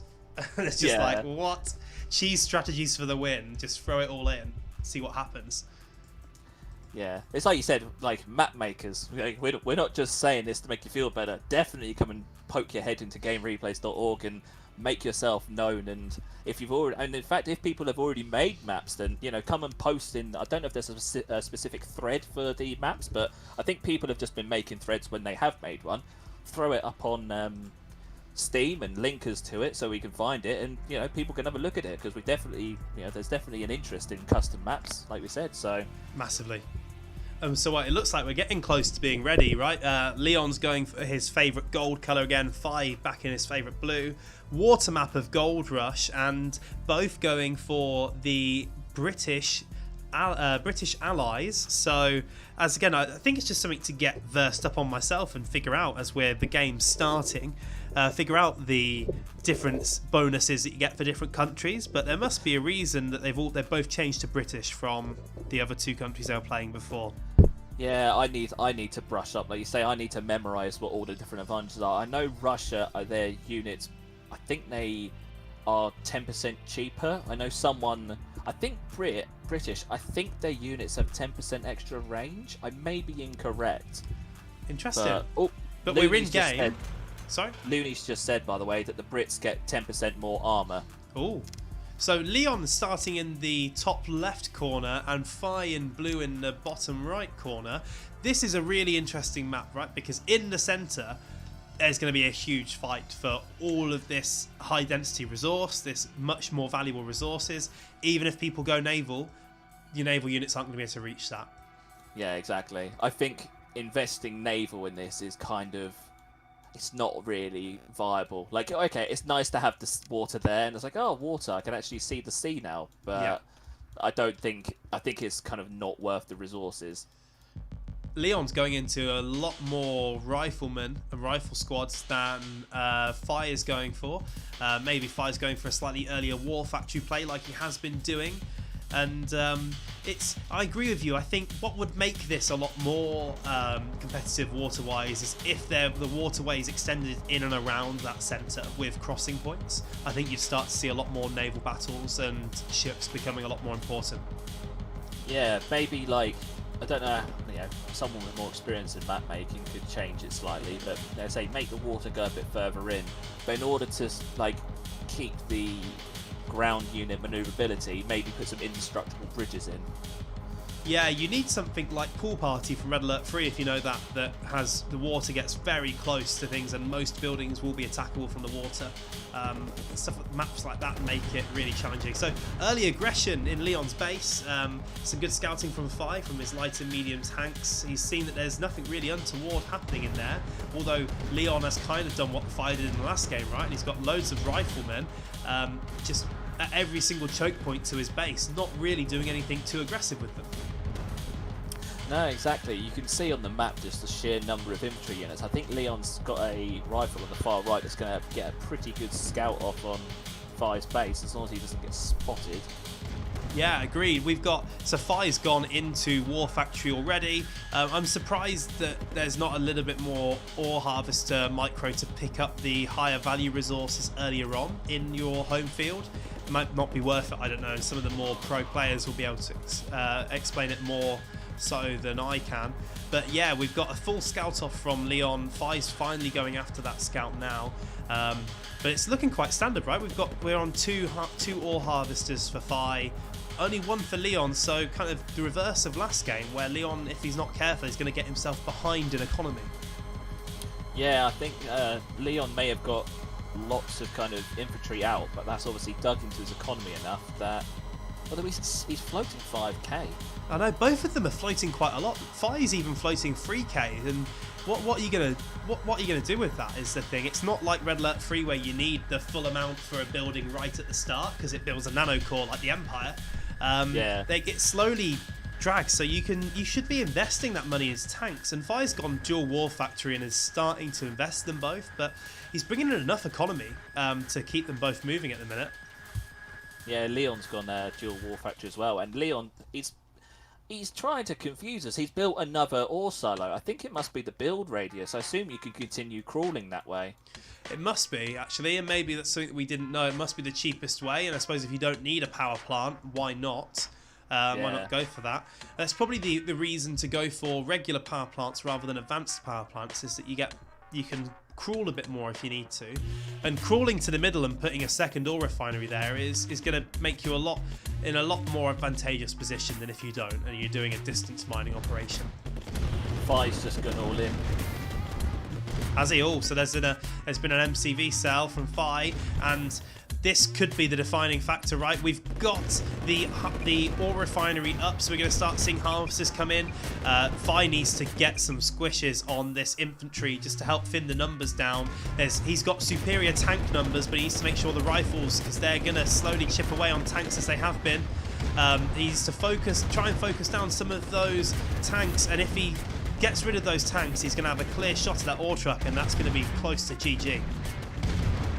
I have seen as well, like we have seen in I think probably all these games, Leon has gone heavy light tanks for the speed, whereas Fi is just taking out that ore truck as well. But Fi's gone for the medium tanks, so in a straight up fight, 6 light tanks versus 6 medium tanks, well the medium tanks are going to win every time. That's exactly what we're seeing here, and it's lucky that that Leon's still got 2 harvesters back in his main base, but he sold off that more aggressive ore refinery. He needs to transition to something to have an answer for these medium tanks, because at the minute he doesn't. He's still producing light tanks. I don't think that's the answer, and I don't think he's learned that that's not the answer. They're just doing so little damage against medium tanks. I think you just need to try and mass up a few more medium tanks to try and hold the fort here, because those light tanks are going to go down, and then the ore trucks are going to go down as well. He's just sold his construction yard, but I think that's a bit too little too late. I totally agree. I think that is too little too late. I think he should have sold the construction yard earlier on before selling the forward ore refinery and gone straight into medium tanks, and he might have been able to hold here, because other than these 4 tanks that Fi's got in Leon's base, Fi's not really got anything that's worthwhile, and he's not at all been into any of the higher value ore throughout the entire game. Yeah, definitely. It might be eating our words, because those medium tanks are getting whittled down slowly, and because it's right on his doorstep, and Leon keeps reinforcing them, there's 2 more medium tanks coming in for Fi, but the tanks that are already there are basically dead, so he might be able to hold off. I think it'll be really surprising if he does, and it's RNG luck of keeping the tanks moving and missing, and it shows the importance of keeping those tanks moving all the way through. As we see, they're slowly getting chased away now by the light tanks. I don't know whether chasing it is what you want to do, but Leon needs to figure out how is he going to transition. He's about to have to transition to long distance mining. His home field is almost gone, whereas Fi's got more of his home field left. So he needs to rely on that middle field really, or long distance over to the right, or the right is going to be better than the south. How is he going to protect that? Maybe light tanks are the answer to get that mobility, but he needs to make sure he's got a couple of medium tanks mixed in to put the hurt on. I think he panicked because he thought that forward refinery he had was going to get destroyed, so he sold it before it did. I think he would have been better if he'd sold his con yard first and left that refinery there. Yeah. There's a chance it was going to die. But look, there's only 2 medium tanks left. He's holding his own. If he'd left that, hindsight 2020 is better, But if he'd left that refinery there, he could instantly start harvesting the middle. Totally. He's holding it. Oh, there's more medium tanks coming in though from Fi. So yeah, and I think actually that would have been the play as long as he had the power for it. That would have been the play, and I think he did. He's got two power plants at the moment. What I would like to see more of from Leon though is just microing those weaker tanks further back in his army, so he's not overextending with them. And then when he comes to squishing units or taking out weaker units, he's got more to fight for there. And he sold off the silo in the end. He's still on 2 war factories. And I don't think he can support it. I think it's better off going down to one War Factory, get the money. You're on 5 credits, you're struggling. You see what Fi's sold off and done exactly what I've just suggested, right? Bare minimum, Ore Refinery, Power Plant, War Factory. I think Leon needs to do the same. Leon knows he's in a bad situation. I think he's tried to go for the base trade, but there's 2 medium tanks. Oh, the harvester in the middle's been killed from Leon as well. He's got no harvesters left. That's GG at that point then. No credits, no harvesters. He tried a Hail Mary. I think he was hoping that Fi's economy was really bad. There we go. I think he was hoping Fi's economy wasn't that strong, so he could just go wipe out what buildings he had left. But no. He had medium tanks sitting in space, ready and waiting. I tell you what though, a very good best of 7, although a very defining best of 7 for Fi. Some great, interesting, exciting games here, and well played to them both. Fi taking away the win in the tournament and the $50. Leon coming in second place with 25. Yeah, I suppose it's a bittersweet thing. Yeah, you may have lost in the final, you know. As the saying sometimes goes, second place is the first loser. But, you know, this second place person got $25 for, you know, for how long we've been going? About, you know, 3 hours, 3.5 hours or so. Yeah. Not bad for playing games. Great. And if we look at the brackets now just before they get updated, and as they just ping updated, that's it. Fi taking away the victory. His free win in round 1 brought him forward to round 2, but his luck didn't run out, and he takes 4-0 in the grand finals. Fi first, Leon second place, and Luva Scott coming in third. Yeah, it was good. It's quite interesting to see the fact that both the final and the third place match were both 4-0s. It's interesting, right? Yeah, I mean, it's quite funny because most of the games we've seen today, I mean, round 1, all of them except one game was a 2-0. Round 2, all but one game were 2-0s. Semi-finals, we had a 3-0 and a 3-1. And then the finals, again, we've had 4-0s. That's quite interesting to see that in most of the games we've seen today, they were very definitive victories. Exactly. There wasn't very much like back and forth and to and fro fighting in these, right? Most of the games have been very, very definitive, and I think actually maybe it's because of best of 3, the most contentious some of them could have got would have been 2-1, but you know, I think best of 3 is a lot better than best of 1, especially for a tournament like this. Yeah, definitely. I'm aware of, by the way, I'm not sure if you were told, I think you must have seen it, but there is there's a draw for 2 people to win a little cash prize at random from this tournament. Yes, there is. So I believe everybody that's played every game they were meant to, has been entered to a draw.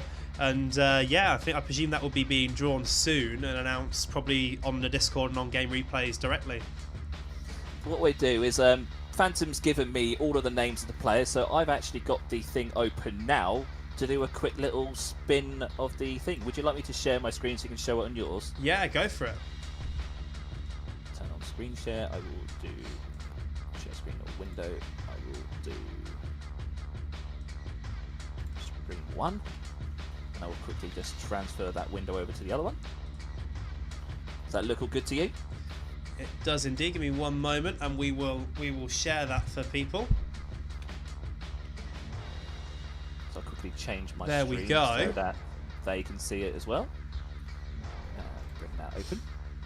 So lots of players. Be interesting to see who wins. So there we go. So is that looking all good for everyone on my stream and yours? I assume everyone can see it. So let's see. So the winner of this, let me just double check what the 2 people are going to get. Just double check. I believe it's $20 at random. I will just double check with Phantom. It is indeed 20. Let's have a look, shall we, and see what the... Just trying to find where it's written. Phantom did message me about it earlier. Oh, I'm looking at an interview. That's not what I want to look at. So, 2 random participants win $10 each. So, presumably, scroll it once and then remove that person, then scroll it the second time, and we have our 2 winners. Right, so can you feel the excitement building? It's exciting, isn't it? Right, so let's go for the first $10 winner. I've seen someone in my chat say, "Good luck, netput." Good luck, Netput. It's not going to be Netput though, by the looks of it. Oh, it's Photonix. He's got the first Nice. one. How did Photonics do in the tournament today? Should we have a look as they win? Photonics did. I Where was think he got knocked out in round 1. I think Yeah, he he did, got but I did versus Leon. So Yeah. that's a good commiseration prize for you there, at least, Photonics. Thanks for playing. If he hadn't had to play Leon, for all we know, he could have got further into it. Like, that's Exactly. very unlucky to come up against the finalist. That's always the case, right? Which is so unfortunate. Right, and so I'll do the second one. Let's see who gets the second one then. I'll scroll it down a bit. The other $10 goes to... Would you look at that? Oh, nice. And Fi's going away with $60 in this tournament. How exciting. Very good What for a him. lucky. That's quite funny. That's I like really that. lucky for him. Brilliant. So yeah, so it was Phi and Photonix. I just had someone in my chat say, a lad called Swoosh has just said that they played a game with Photonix yesterday and said they were a decent player. So I think they probably would have done a lot better if they had hadn't had the bad luck of going up against one of the finalists straight away. Yeah, that's always the case, isn't it? And it's unfortunate. It's the case with seeding all the time. It's really unfortunate, and I suppose actually maybe scope for a double elimination but quicker tournament in the future, where if you do get a bad luck to start with, you can still take it all the way forward to the final. Yeah, definitely. I'd like to see. I think we had someone say that they'd like the, like you say, the double elimination kind of tournament. So that'd be very interesting to see for definite. But I think what we'd probably do is, I don't know, after with these streams probably finish, I imagine someone, be it me or you or Phantom or someone, but someone to make a tournament review thread so everyone can pour into the forums and share their thoughts and what they liked, what they didn't like, what needs changing, what they'd like to see, just so everyone can share their opinions, because at the end of the day, we want to run tournaments that everyone wants to see. Yeah, bang on. Just That's exactly it. Partaking. So I think that's exactly it, and I think some great games. I'm really looking forward to hopefully some fabulous casts and people enjoying re-watching these in the future. But yeah, head on over to Game Replays. Let us know what you thought and any suggestions you have for the kind of tournaments you want to see in the future. And I'm sure we'll have another one very soon for both games. yeah, definitely. Like, I'll be very intrigued to, hopefully, by the time the next tournament comes around, we'll be able to have some custom maps. So the whole positioning thing, I don't think the position thing was too bad, because from what I remember of the day, the people who are in the less favourable position tended to win anyway because they were just a better player. So Yeah. that was quite handy that's how things landed, because we've kind of all been in that position where just by bad position, or you're at a slight disadvantage through no fault of your own, that you then lost, and you're like, so hopefully, like we've said so many times in this stream, if you're a map maker or a modder or whatnot, please head over to gamereplays.org and come and share your maps or your skills and whatnot, because you're very likely, if you make a good tournament map, that you'll see it in one of the next tournaments for definite. Exactly, and I would love to see, like I say, some more water maps. I would love to see some more balanced maps, especially maps which allow people to go for that naval play. Because, by total respect to Arstein, because he went naval on a map that probably didn't need it, and it was a really interesting and something totally different to see, and it would be great to see more of that. Yeah, definitely. But yeah, I've really enjoyed today. I'm definitely going to be doing this again at some point. And now that I've scratched that casting itch, I think I've got no choice now. I'm like, damn it, now I've got to start doing VODs. Oh, indeed. And do you know what? So one of the reasons why I wanted to do this on YouTube instead of Twitch, and I think maybe in the future a co-streaming might work well, because on YouTube you can cut it up and set videos really easily onto video systems people can enjoy, and I think that's good. But anyway, I'm going to sign out at that point. Great tournament, well done to all the players today, everyone is a part of it, and yeah, we will see you next time. Yeah, I'm gonna drop off Discord and just do a sign off for Twitch and whatnot. So it's really fun to dual cast with you, and no doubt people will see this again. Yeah, exactly. Likewise, I think it's always fun, especially to join together for the final and the bigger games, just to give everybody a great view of all the different types of games that are happening. Because you can only cover one thing at once, right? Yeah, definitely.